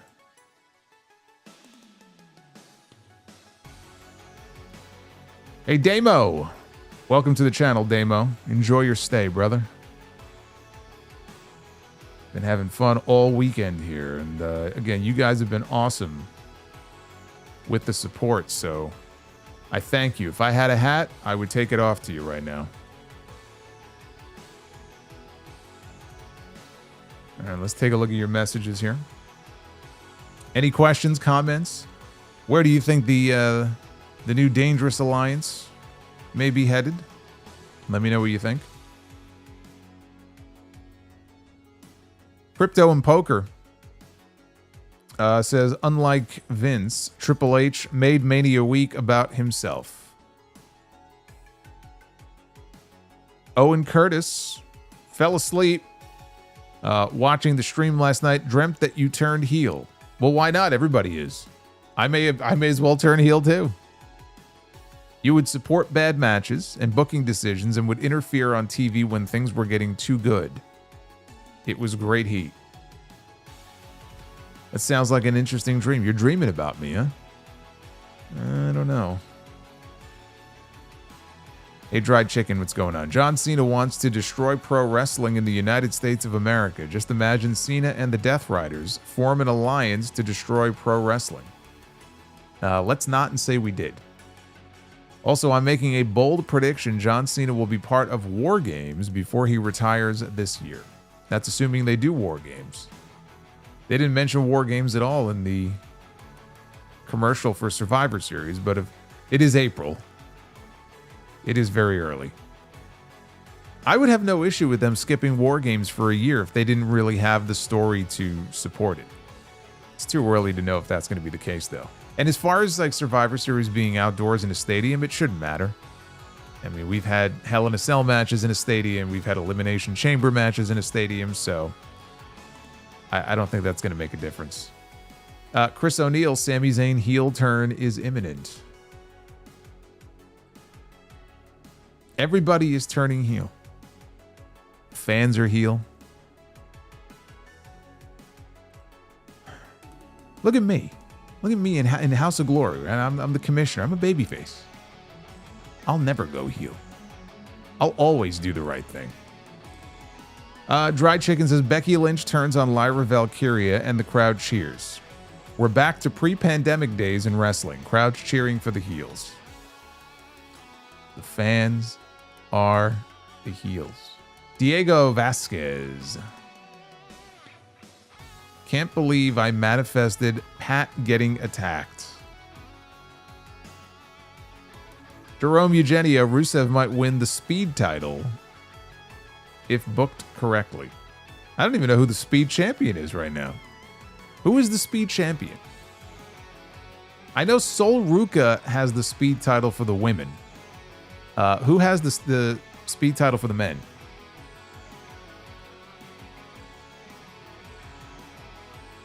I have no idea. Tonga Loa Superfan. Solo, I boycotted WrestleMania when I knew Tonga Loa was not going to be there, and my fears turned out to be true. A WrestleMania without Tonga Loa is no WrestleMania at all. You know what that main event could have used on Sunday night? It could have used some Tonga Loa.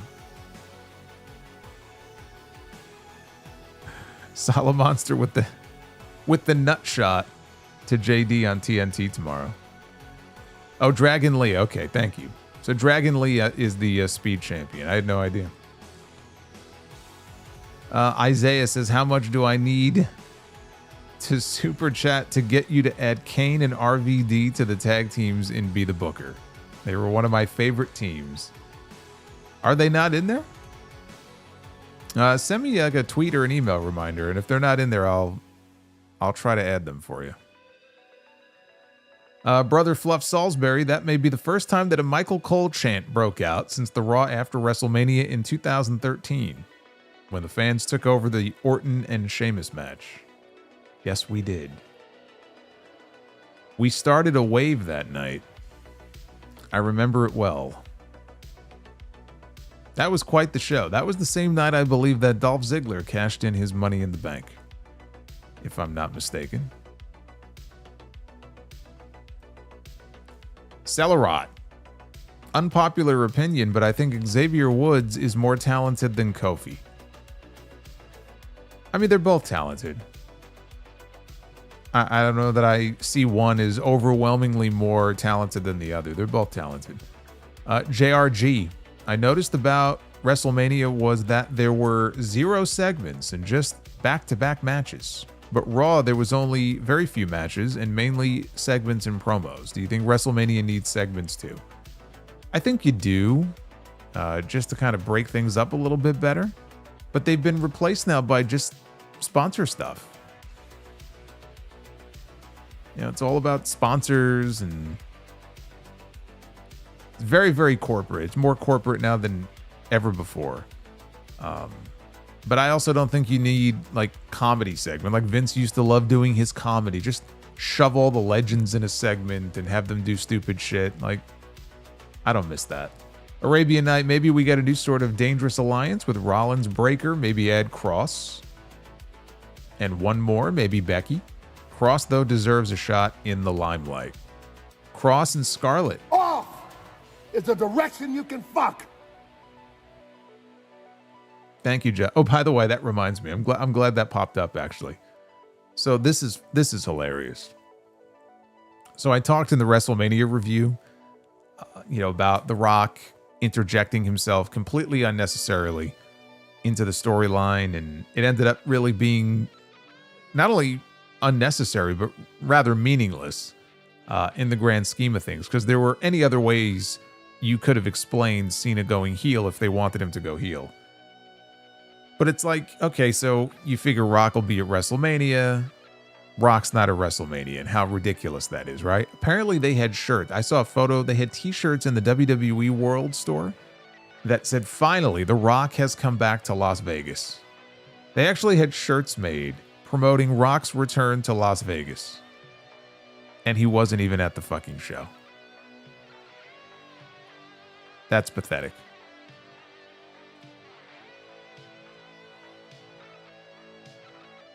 EJ Slemp, the last time a Pope died while Pope, it was the day before Cena won his first world title. This one died the day after Cena won his last world title. Well, then I guess it's a good thing Cena's not going to win any more world titles. Edwin Garcia, I think Gunther will be moved to SmackDown. If they do a draft, which normally they would be doing it probably in the next month or so, I don't know if it's necessary. They had the transfer window a few months ago, but if they do a draft, then I agree. He probably gets moved. Alexander, not going to lie, Stephanie Vicaire should be on the main roster. Just give her all the belts. Like Ultimo Dragon in 96. Lord have mercy. Oh, you mean the Mercedes Moné gimmick? She's the belt collector right now. You can't copy Mercedes. She's already doing it.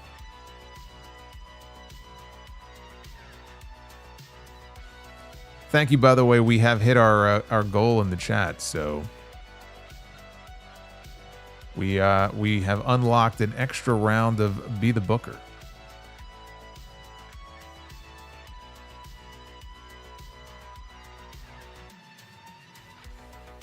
Is Rock going to be on Pat McAfee show tomorrow? Good grief. Whatever. Duff's Vids, I was surprised by Maxine's promo. That Minutemen line was good. She made a good case to me to want to see that match. Yeah, she made a Duff's Vids joke on Raw. Then Rusev re-debuted. Hope to see the tag match next week with another good promo by Maxine Dupree. Thank you, Duff. Dry Chicken says John Cena to Cody Rhodes during WrestleMania. Put the title belt down, son, and get knocked down like your father used to. Is that what he said when he was calling spots in the ring? Zachary Black, thank you. No message, just showing love. $20 super chat. Thank you, brother.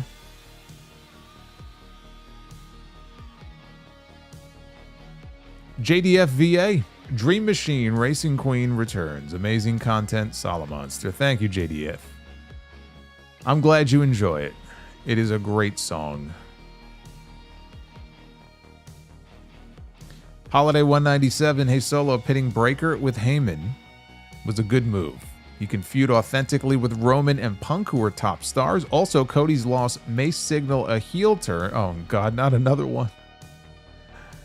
Can we not with all the heel turns?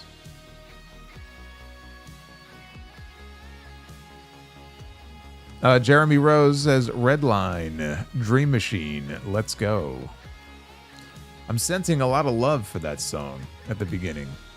Meet, M-E-E-T, with the brand new channel membership. Joey Jojo Jr., I tried to organize a meeting for those that suffer with erectile dysfunction. Unfortunately, it was a huge flop and nobody came. Don't you just hate that? Joseph Stewart, were you a fan of Lex Luger in the NWO Wolfpack? No. I was a fan of Sting in the Wolfpack, even though it felt wrong that Sting would have anything to do with the NWO, but I can't deny that it was pretty cool seeing him in the red face paint. David Thiering with the $50 Gunther bomb. One last Gunther bomb from me to bring this Raw after Mania to a close. I'm loving the fact they tied Breaker's interaction with Heyman from NXT into the ending. Certainly a newsworthy development. Thank you for the great coverage this weekend, Solo. And David, thank you for all the support this weekend. I was very happy to have you with me. Dallas says Dangerous Alliance 2025. Power Spying Games, will the weekly shows get back on track now? Only time will tell. This is only one show. But the new stories and the new moves they made and getting some new faces back on TV should help. So I hope so. Joseph Stewart, I'm so happy Liv and Raquel won back the women's tag team titles, meaning both her and Dominic are holding championships at the same time. Yes, the Liv stands are very happy tonight. Yeah, Jonathan Black, Pope John Paul II passed away one day before Cena's first title win, and Pope Francis passed away one day after Cena's first world title win. It's the second time that somebody has mentioned that. I hope that Cena doesn't win any more world titles. Boots gifting 20 channel memberships. We had a whole bunch of gifted memberships, people spreading the love last night. So again, the memberships, when you do that, they get gifted and they're assigned randomly to subscribers on the channel who are not current members. It helps the channel, of course. They're good for I think they're good for 30 days before they expire, but hopefully you enjoy your stay if you are a new member and you'll choose to stick around on your own. And then we have Osakwe, and my goodness.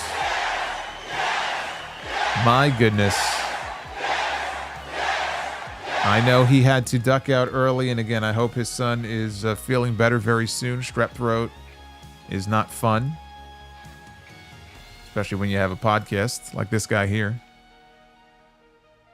But Osakwe, man, I just cannot thank you enough. That is incredible. A $500 super chat. Joseph Stewart, do you know why Vince McMahon wanted to turn babyface in 1999 after WrestleMania 15?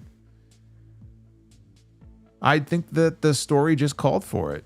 And then he was back to being a heel a few months later anyway, so. Back then, titles were getting hot-shotted. People went babyface, then they went heel, then they went babyface again. It was Crash TV. Everybody turned. Everybody was doing all kinds of stuff back then. It was just the writing style.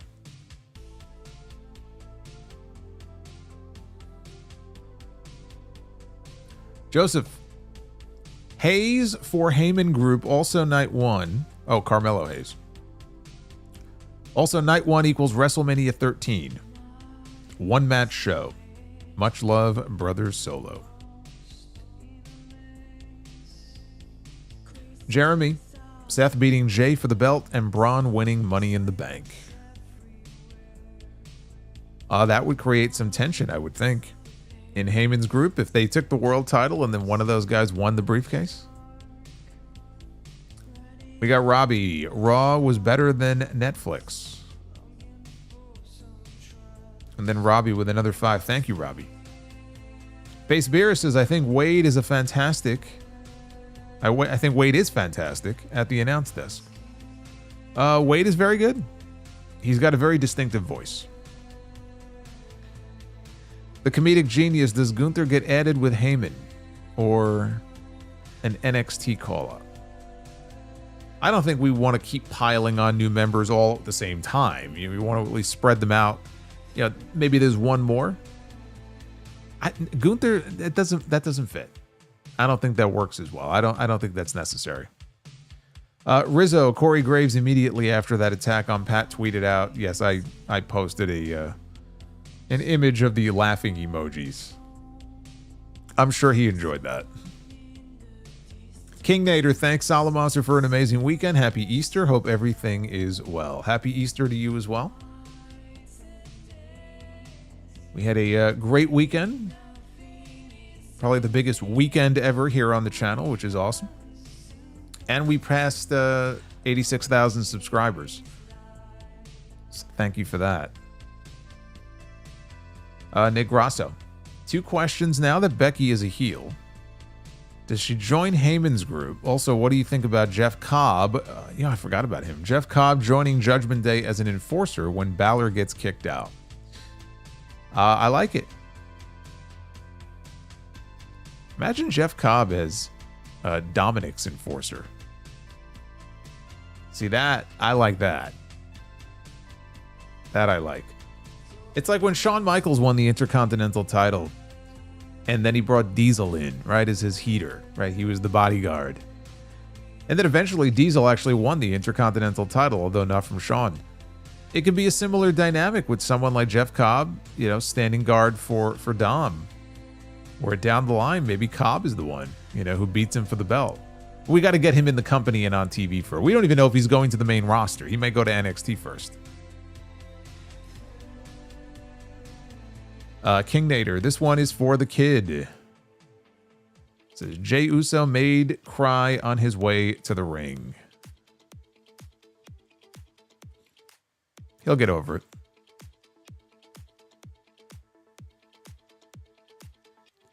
Dried Chicken says, if it was a John Cena versus Dried Chicken match, this terrible chicken would pull a Shawn Michaels 2005 SummerSlam match.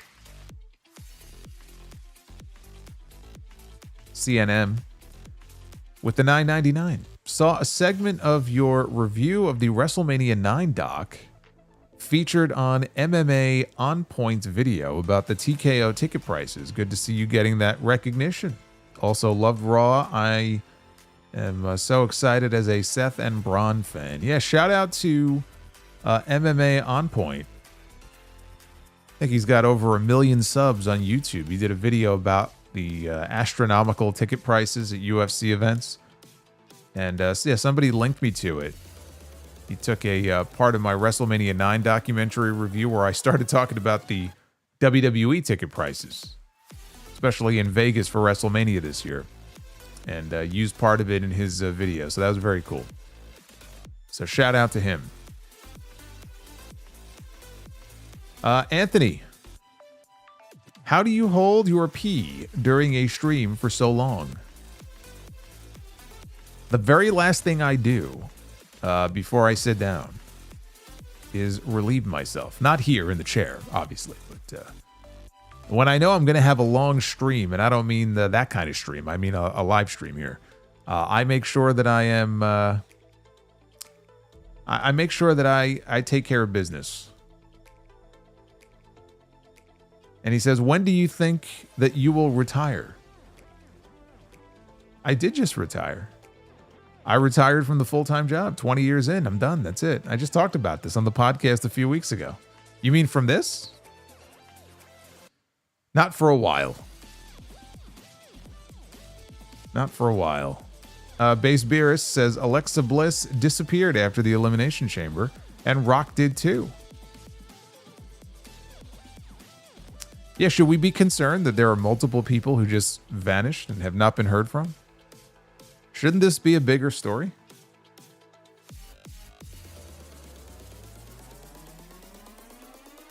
Solo has a stream before he has a stream. That's right. And you never cross the streams. Always remember that. He has a pee bottle under his desk. I don't, but you know who does? Because I think he's talked about it before. Kevin Nash.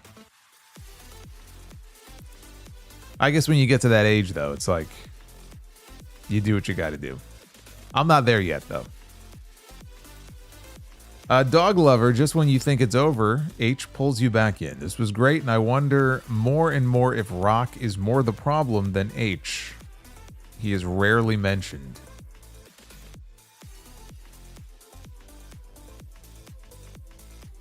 Celerot, why do melons have weddings? They can't elope. You know what? That was pretty good. That was pretty good there.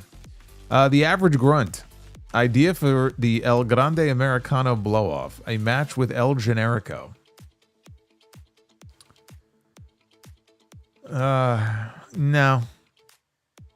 I think they got bigger plans for El Generico than El Grande Americano.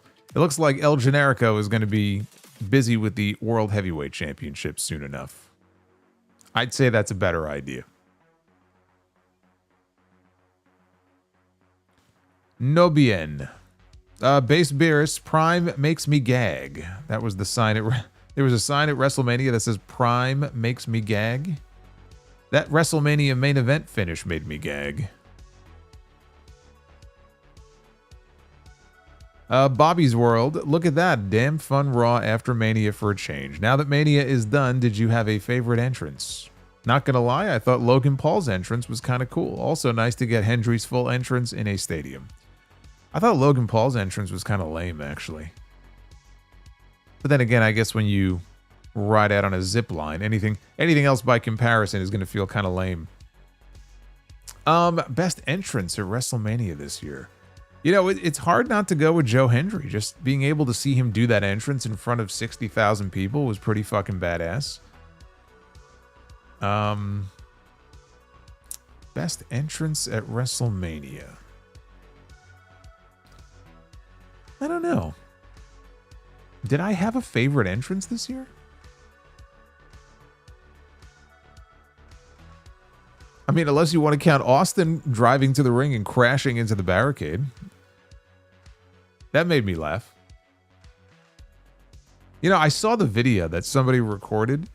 I didn't realize until after the stream that Austin, he didn't crash twice, but basically that ramp that they set up on the side of the stage for him to drive up onto the stage, there's a fan video.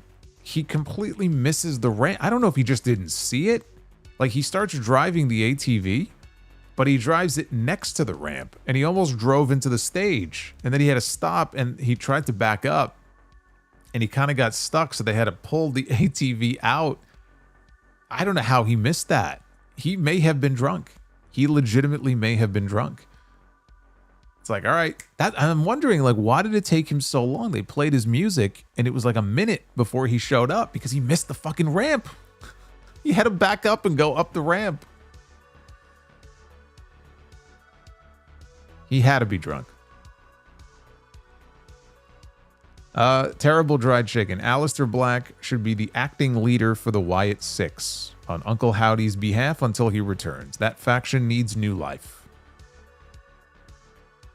They've waited so long that I would imagine that they're probably just waiting to debut them on or re-debut them on TV. I think Bo Dallas was the one who was supposedly hurt. I don't know if he's hurt anymore, so I don't think you need to do that. I think we'll see them soon enough back on TV, maybe even this Friday. Derek J. Speaks, already looking ahead to next year. Seth wins the world title. Braun wins the Rumble. Goes babyface. Seth against Braun at WrestleMania in similar fashion as Triple H and Batista at WrestleMania 21. I wouldn't hate that, but to try to figure out what they're going to do next year at this point is kind of pointless. It's not a bad idea, though, if it's built up the right way. The Mount Vernon Kid, Christopher Bennett. Hey, Solo. Did you feel the synergy tonight? I did. The synergy? Dex.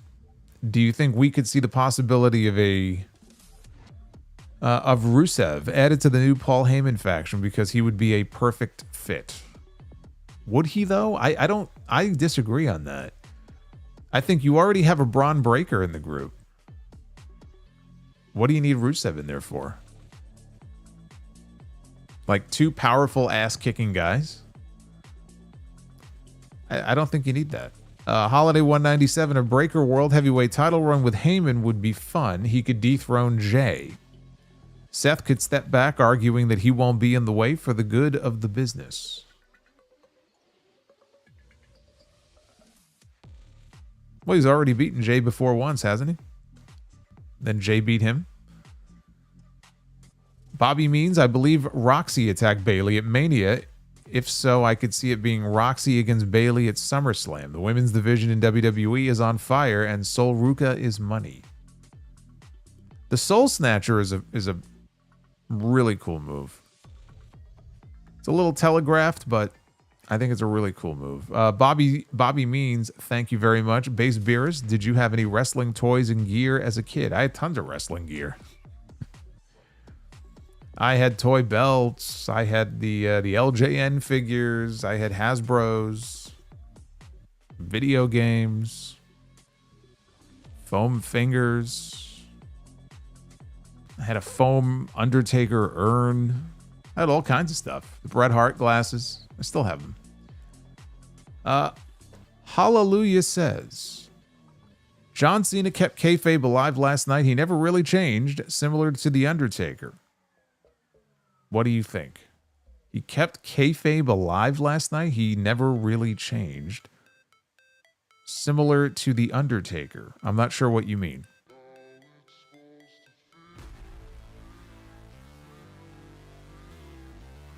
I'm not entirely clear on what you mean by that. NWO Matt, best part of Cena getting RKO'd was him yelling shit as he was getting an RKO. He did yell shit. I thought I heard that. Grant Hudson with 15 months of channel membership. Rock waited until after Mania is over to finally descend from his mountain. Bold and disrupt. Okay, so let me see what's going on here. I have multiple people now telling me that Rock has made comments. Let's take a look here.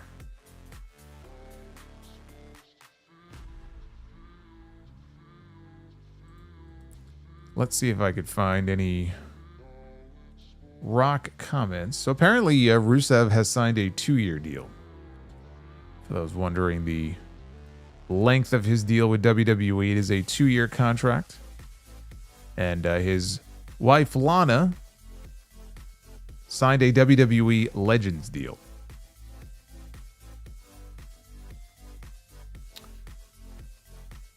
All right, well, I'm not seeing any Rock comments, so I will have to look after. I have no idea what you're talking about. Bobby's World, thank you for the membership. To Warhawk Rambo. Project Libertad, poor Gunther. Losing to a yeeting hack overhyped by TikTok Zoomers and fat 40-year-old women and now has to wrestle the commentators. Talk about buried. Yeah. Yeah, you're right. I mean, he's done. He should just retire. I think he's finished. I agree. Maybe he could be like an accountant or something. The Mount Vernon kid, Christopher Bennett, with the $10 super chat. I'm not going to lie, my brother and I enjoyed the segment with Michael Cole. That actually almost brought a tear to us because that really hit close to home for both of us, hence why I hate bullies. It was a great segment. I thought it was a very effective segment. Navy 4181. Will there be 3 Dark Side of the Ring reviews on Sound of 9/11? Nope. No, there will not be. I may try to do what is this week's episode? Billy Graham. If I can, maybe I'll try to do something separate, like as a YouTube exclusive, maybe. But no. And I saw the episode on Tony Atlas. I thought it was one of the weaker episodes they've done, although I thought the ending was kind of nice. But yeah, I'm not doing a review. Creme brulee. Hey Solo, where can I find the Be the Booker GIF? You can't, because I made it. It's mine. It's all mine. Hallelujah says, I thought MVP was walking in Heyman's footsteps. Here comes Heyman with the Heyman hustle. The Heyman hustle. 8-9 Tech. Cena should beat Orton with the punt. Heel heat. Yeah, but he's wearing sneakers. He's not wearing boots. It doesn't work. It doesn't work as well. We got Huge Erection is with us tonight. He's very excited to be here. I'd like to see Montez Ford added to Heyman's group. Kind of random. Not going to happen. Different shows. One half of the tag team champions. I dig it, though. I think Montez Ford has a lot of singles potential. Justin G, a Raw without Pat McAfee is no Raw at all. One more orange super chat to double B the Booker. Yes, we have achieved our goal. And I think we're right around 840 likes. Can we hit 900? Can we hit 900 likes live before we end the stream? Boots with a $20 super chat. Boots to asses from Boots. I love it. The Mount Vernon kid, Christopher Bennett, says, so Braun is with Heyman and Rollins. Guess that makes him their lapdog. I'm looking forward to seeing where this goes. Braun Breaker is no lapdog. He is no one's lapdog. BCOM see clearly. I'm so happy Gunther choked out Pat finally. And Gunther is a face for that. I love him. This is my heel turn. Mox should never drop the title. Okay, so now BCOM see clearly has just turned heel. The final boss. Reigns and Punk working together could be great TV. So saith the final boss. Plus Ultra Adrian, not gonna lie, Braun joining Heyman and Seth legit shocked me. This is how you do a Raw after Mania. It's about time they restored that feeling, because it has not felt special in many, many years. Arabian Night, with Cross's deal coming up and after his rant, in my opinion, they should capitalize on this by doing a 2011 Pipe Bomb-esque promo with him live. It would work. This kind of was his Pipe Bomb promo, and unfortunately it didn't air on TV. BCOM see clearly elevated better play at the end of All In. Elevated is a great song. I would love to hear it play regardless of whether Ospreay is in the main event. Just play it. Just play it anyway. Who gives a shit?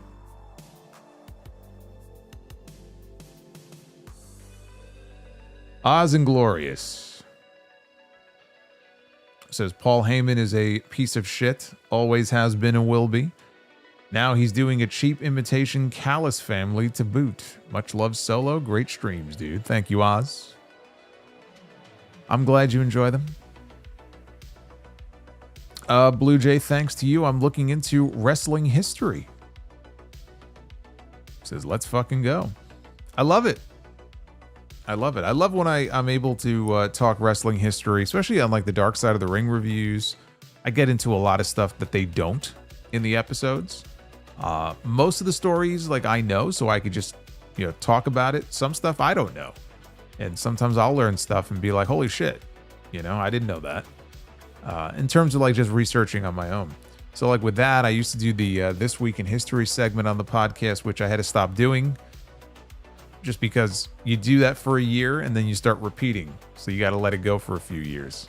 I did This Week in History on the podcast like, God, what was it? Probably 12, 13 years ago.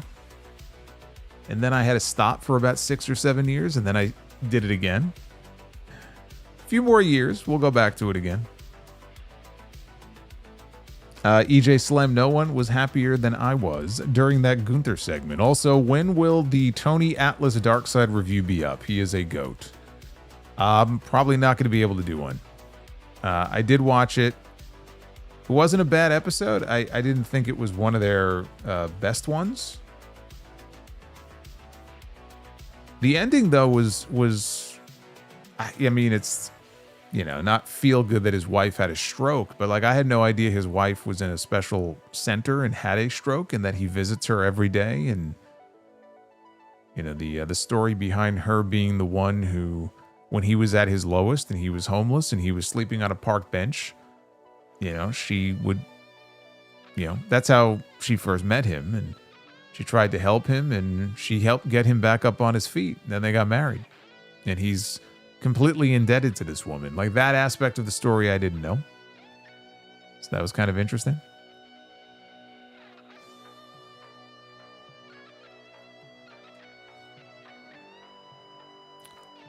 EJ says, see now, pre-flight. What's the complaint? I don't understand it. There were parts of WrestleMania that sucked, and Raw was a great show. I'm not sure what you're bitching about. EJ Slim, no one was happier than I was during that Gunther segment. I just read that one. Blue Jay says, Solo, bring Hog to California. I've introduced my family to wrestling, and it's been a ride. So many tragic stories, but also so many great ones. God bless. Stay tuned. You know, we're going to be coming to some new places soon. You never know. Got Texas coming up in July, Chicago next month. Richie, hey Solomonster, you should have seen the Rock comments after WrestleMania. Well, yeah, I should have. I don't see them anywhere, so I have no idea what you're talking about. BCom See Clearly says, Rollins and Stratton's entrances were amazing. Oh, Tiffany's entrance. Yeah, Tiffany's entrance was kind of cool.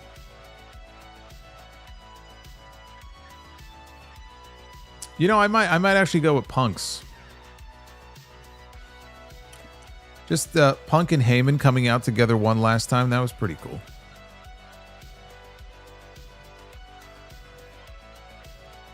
Duff's Vids, why couldn't the pirate learn the alphabet? Because he always got lost at sea.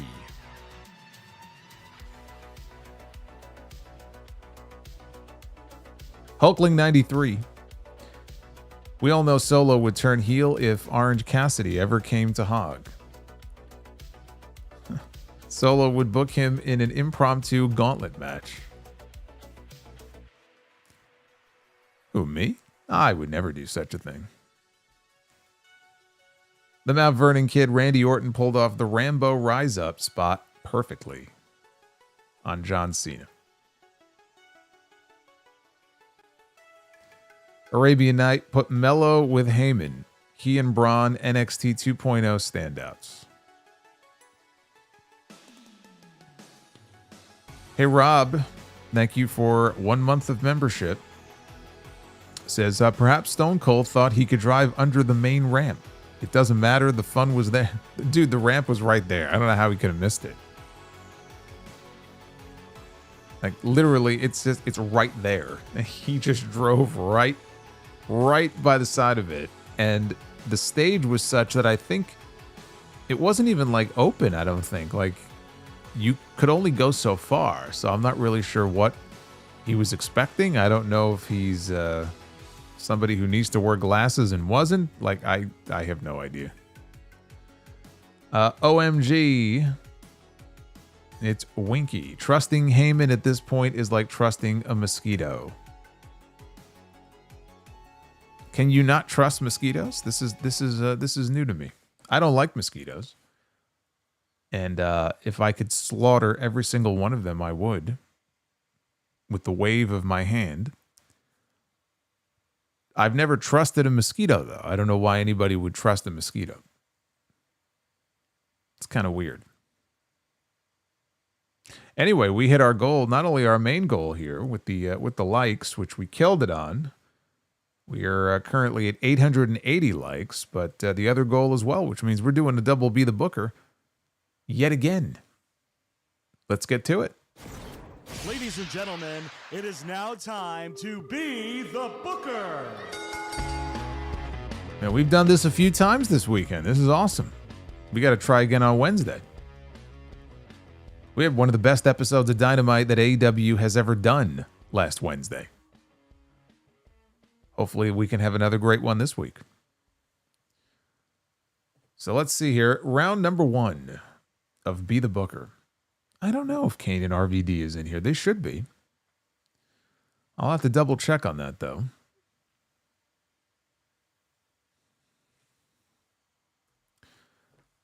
Oh, yeah. We are starting with the former 2-time WWF Tag Team Champions, the Hart Foundation. That was an awesome match, by the way. When they won those belts back, SummerSlam 90, that was the match of the night. And how about this? The Hart Foundation are going to take on the Macho Man Randy Savage and the Ultimate Warrior. The Ultimate Maniacs. They never did have that match at Survivor Series 92, though, did they? Warrior was gone by then. I think they had one match on TV, and that was it.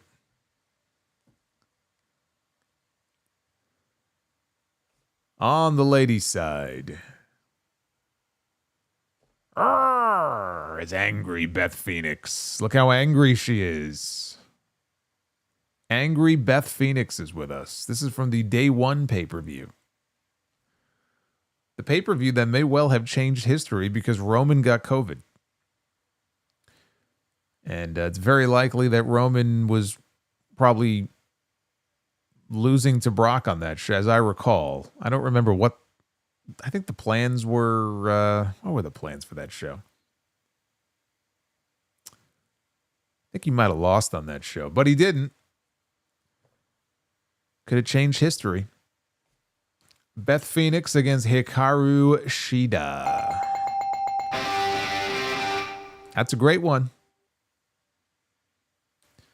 That's a great one.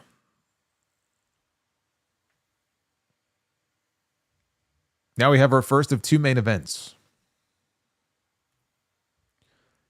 The Protostar, Kyle Fletcher, is with us, one member of the Callis family. Perhaps a future world champion one day himself. Kyle Fletcher in the main event.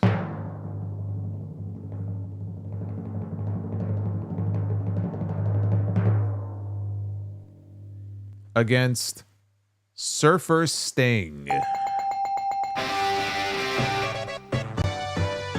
Well done. Well done. Surfer Sting against Kyle Fletcher. Hikaru Shida against Beth Phoenix, and the Hart Foundation against the Macho Man and the Ultimate Warrior. That is a winning round of Be the Booker. And now we get to do a second one here because you guys crushed it with the goal. I hope we can keep this streak going here. So what we do in round number 2, if you're new here, we have quite a few new people, is we pick stipulations for the second round. We got a whole bunch of them here. You never know what it's going to land on. It's fun to see. What is it going to land on? How about this? We're going to have an Ultimate X match. There's going to be some climbing involved. And so it's a lot better if we land on people who are not big, because that could be a catastrophe. So for instance, can you imagine Omos in an Ultimate X match? Actually, Omos might not even have to climb. He might just be able to reach up and pull the X down. So we are going to have a tag team. How is that even going to work? A tag team Ultimate X match is what we are going to have here. Bronson Reed in an Ultimate X match.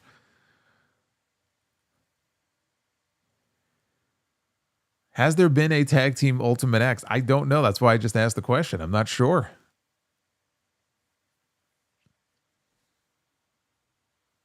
Triple H and Shawn Michaels are in an Ultimate X match. This is going to be something.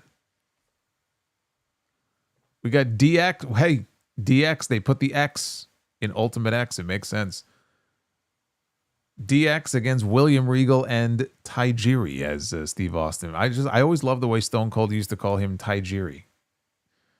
in an Ultimate X match. That would be very entertaining. I would love to see Triple H dangling upside down, trying not to kill himself as he reaches for the X. That would be very entertaining. Probably in the worst way. What am I doing? I'm hitting the wrong button here.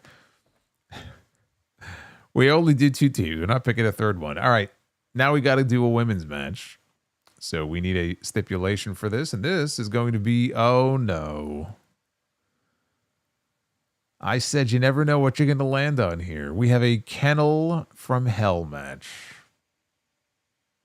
A kennel. It's a cage in a cage with some rabid dogs in between the 2 cages. And if the dogs cooperate, it's a pretty cool concept. If they don't, and they just pee all over the floor, then it's really not. This is going to be very bad. I could tell. We're actually doing a female Kennel from Hell match. I think this is going to break our streak.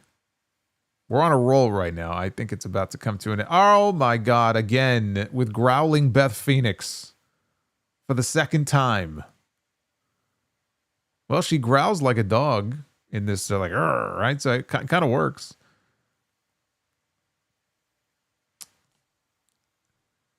Oh, man. 2nd time tonight, we have landed on angry Beth Phoenix. Beth Phoenix and Chelsea Green in a Kennel from Hell match.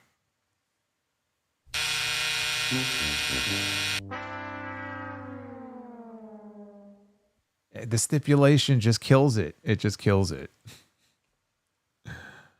I mean, I like Chelsea. It just kills it. I'm trying to visualize this. It just doesn't work. It just doesn't work.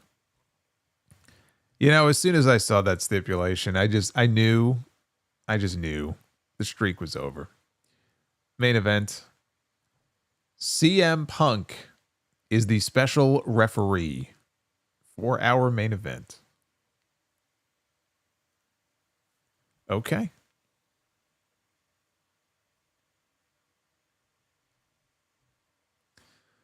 So CM Punk is going to be the guest referee for whatever this next match is. I hope Drew McIntyre's not in there. Triple H is in the main event. And he's in Ultimate X. He's booked himself in both matches. He has politicked his way into both matches. A lot of bad blood, though, in the past between Triple H and CM Punk. That could work to his disadvantage here. And Kevin Owens. Triple H and Kevin Owens with CM Punk as the guest referee. You know, I don't think there's any love lost between Kevin Owens and CM Punk. There could be some drama that develops in this match. I know Owens was, I don't know how he feels about him now, but I know Owens was at one time anyway, not a big CM Punk guy. Going back to the ROH days. Owens and Triple H, though, would have been a great match. You know, Owens is a Triple H guy. Triple H is the one who brought him in to NXT. Good stuff. We booked some good ones in there. Some very interesting matches in there. Blue Jay says, Revolution end or WrestleMania Night 2 ending? Which one is worse?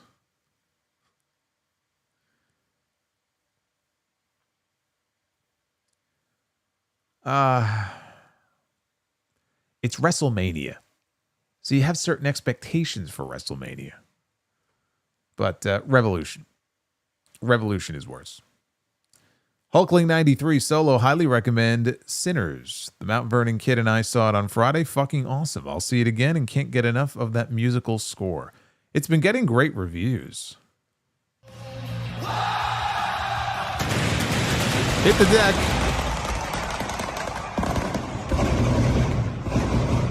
This guy. Can you believe this guy?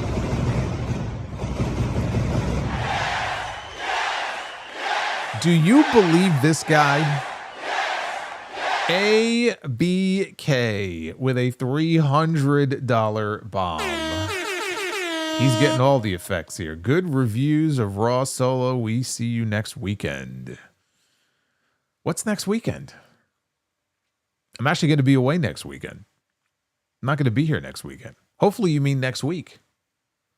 I'll be here. Hopefully you'll be here. Actually, in 2 weekends. No, is it 2 weeks or 3? 3 weeks is Backlash. Yeah, we still got a ways to go until we get to Backlash. Holy shit, ABK, the man himself. We saw him the other night. He has appeared again here for the post-Mania Raw. It just feels like home. Doesn't it? It just feels like home when ABK is around. A $300 bomb. ABK always be killing it. That's right. The Winston Slip, he knows. He knows the deal. It's ABK. Always be killing it. Always. Always. But Hulkling, yeah, I mean, Sinners is getting tremendous reviews. I thought it was a Jordan Peele movie for some reason. I guess it's not. I was going to ask somebody, actually, if it's worth seeing. Yes, I will be here for Dynamite on Wednesday. Dynamite will be the final stream of the week. The next time I'm live after Wednesday will be Raw next Monday. But I will be here on Wednesday night. That will be the final stream of the week. So even if you don't watch Dynamite, you should hang out anyway. We always have a good time. Thank you, Robert. BCOM, see clearly I have the best moveset. KO, get well, we love you. Yeah, best wishes to him. I don't know when he's having his surgery, but hopefully it all goes well, and hopefully we'll get him back better than ever. So I keep hearing from people in the chat that Rock is going to be on Pat McAfee's show tomorrow. Is he going to be hosting in McAfee's place? Because McAfee's hurt? Well, I'll take your word for it, because I haven't seen it. I guess this was reported during the stream. Evidently, he's going to be on Pat McAfee's show tomorrow. Great. I have no idea why. I have no idea what he's going to be talking about. It's kind of funny to me that he wasn't at WrestleMania, but he'll be on Pat McAfee's show, but whatever. Okay. I'm kind of over it, but we'll see what he has to say. Yeah, ABK, it's like I'm kind of over it. And Duff's Vids. What musical instrument is found in the bathroom? A tuba toothpaste.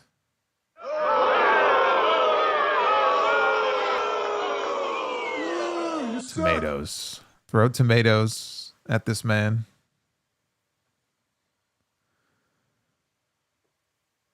Power Spying Games. Do you buy merch from Chalkline? I bought 2 coats. Yeah, I've bought stuff in the past from them. What did I get from Chalkline? I think I got a jacket, right? I got a Steve Austin, a Stone Cold Steve Austin skull, like a blue windbreaker. I wore it to WrestleMania many years ago. Actually, the last WrestleMania I went to, I wore it to that WrestleMania, so I probably got it around that time. So we're going back 6 years, maybe.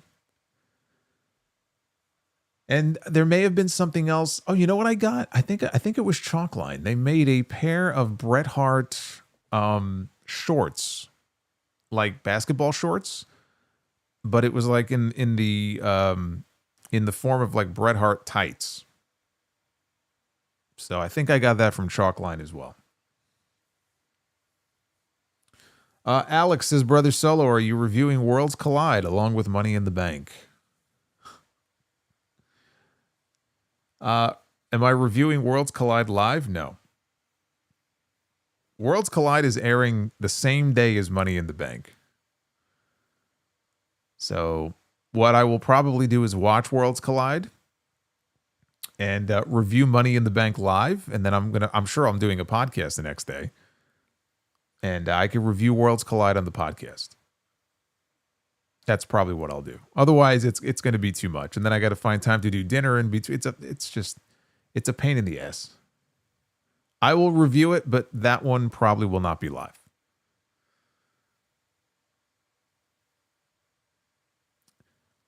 Creflo with the 10. What if Becky attacked Lyra because she knew that Lyra was the one who attacked Bayley, throwing everybody for the curve? It's wrestling, so it doesn't have to make sense.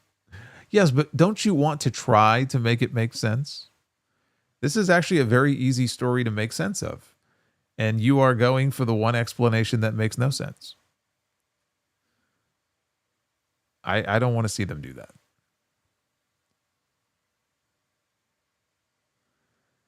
Matt Fisher says, hey, Kale, Marco, and Tyler. Enrican Son says, Fiend, Feeney. Mr. Feeney. Hey, they should have had Mr. Feeney in the crowd at WrestleMania. How old is he? He's got to be, God, William Daniels? Is that his name? He's got to be like pushing 100. Curious. Now I got myself curious here. How old is Mr. Feeney? From Boy Meets World.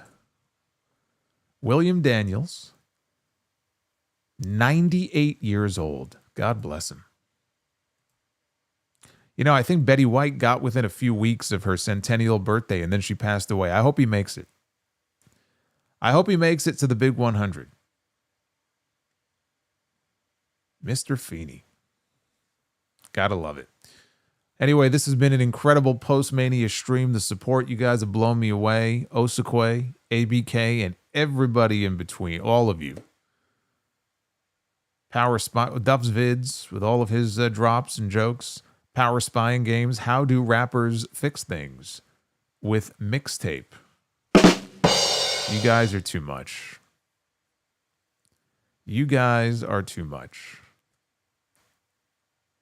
Yeah, Ben Savage ghosted the entire cast of Boy Meets World. I don't know what happened there. There was a whole article I read about this, I don't know, maybe a month ago.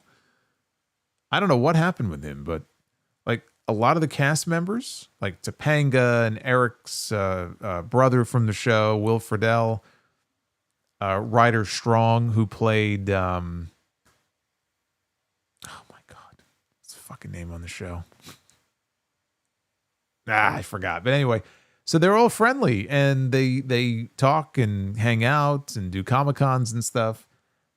I don't know what happened with Ben Savage. He ghosted them. Like he just stopped talking to all of them and they can't figure it out. Like it bothers them. And they just haven't been able to figure out what his problem is. So it's a shame. You know, it's too bad.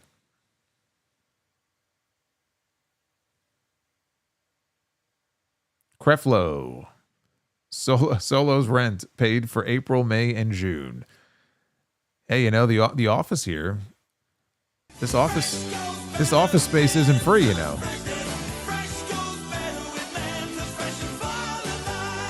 Mentos, the fresh maker. And now Yukio Rules is getting in on the fun with a little bit of Mentos, the fresh maker.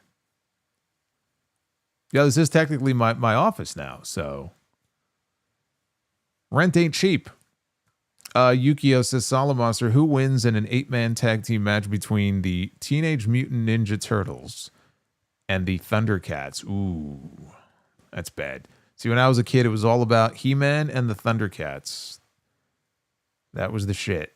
But also the Ninja Turtles, but they came after. That was like early 90s, late 80s, early 90s. Who wins? I got to go Thundercats there.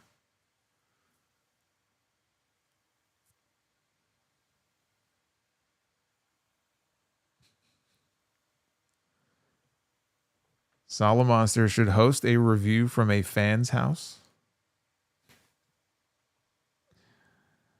I don't know about that.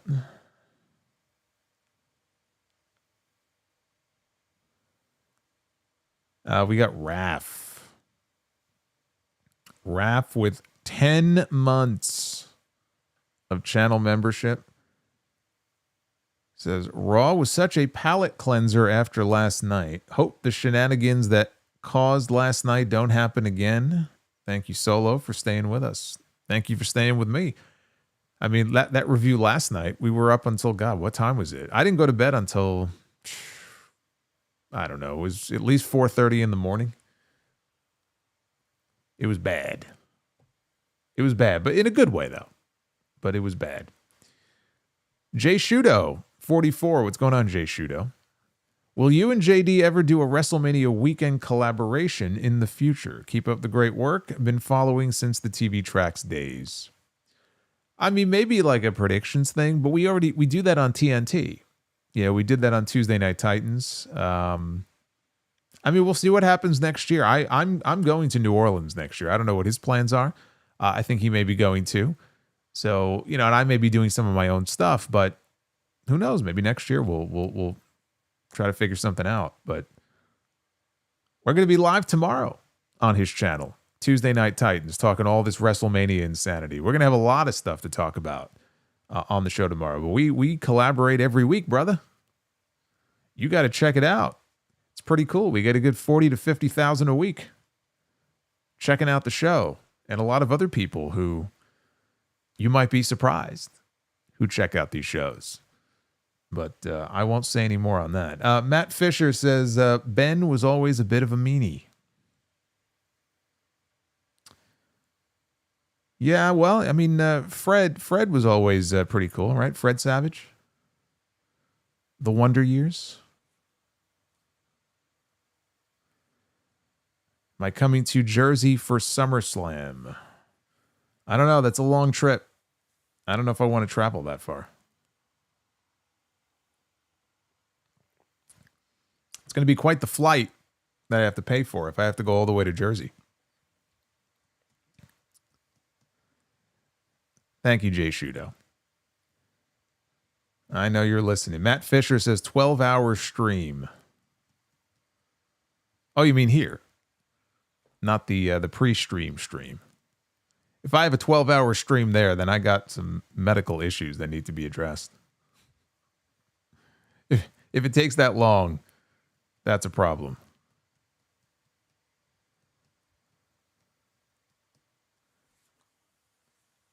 Anyway, thank you guys again for all the love.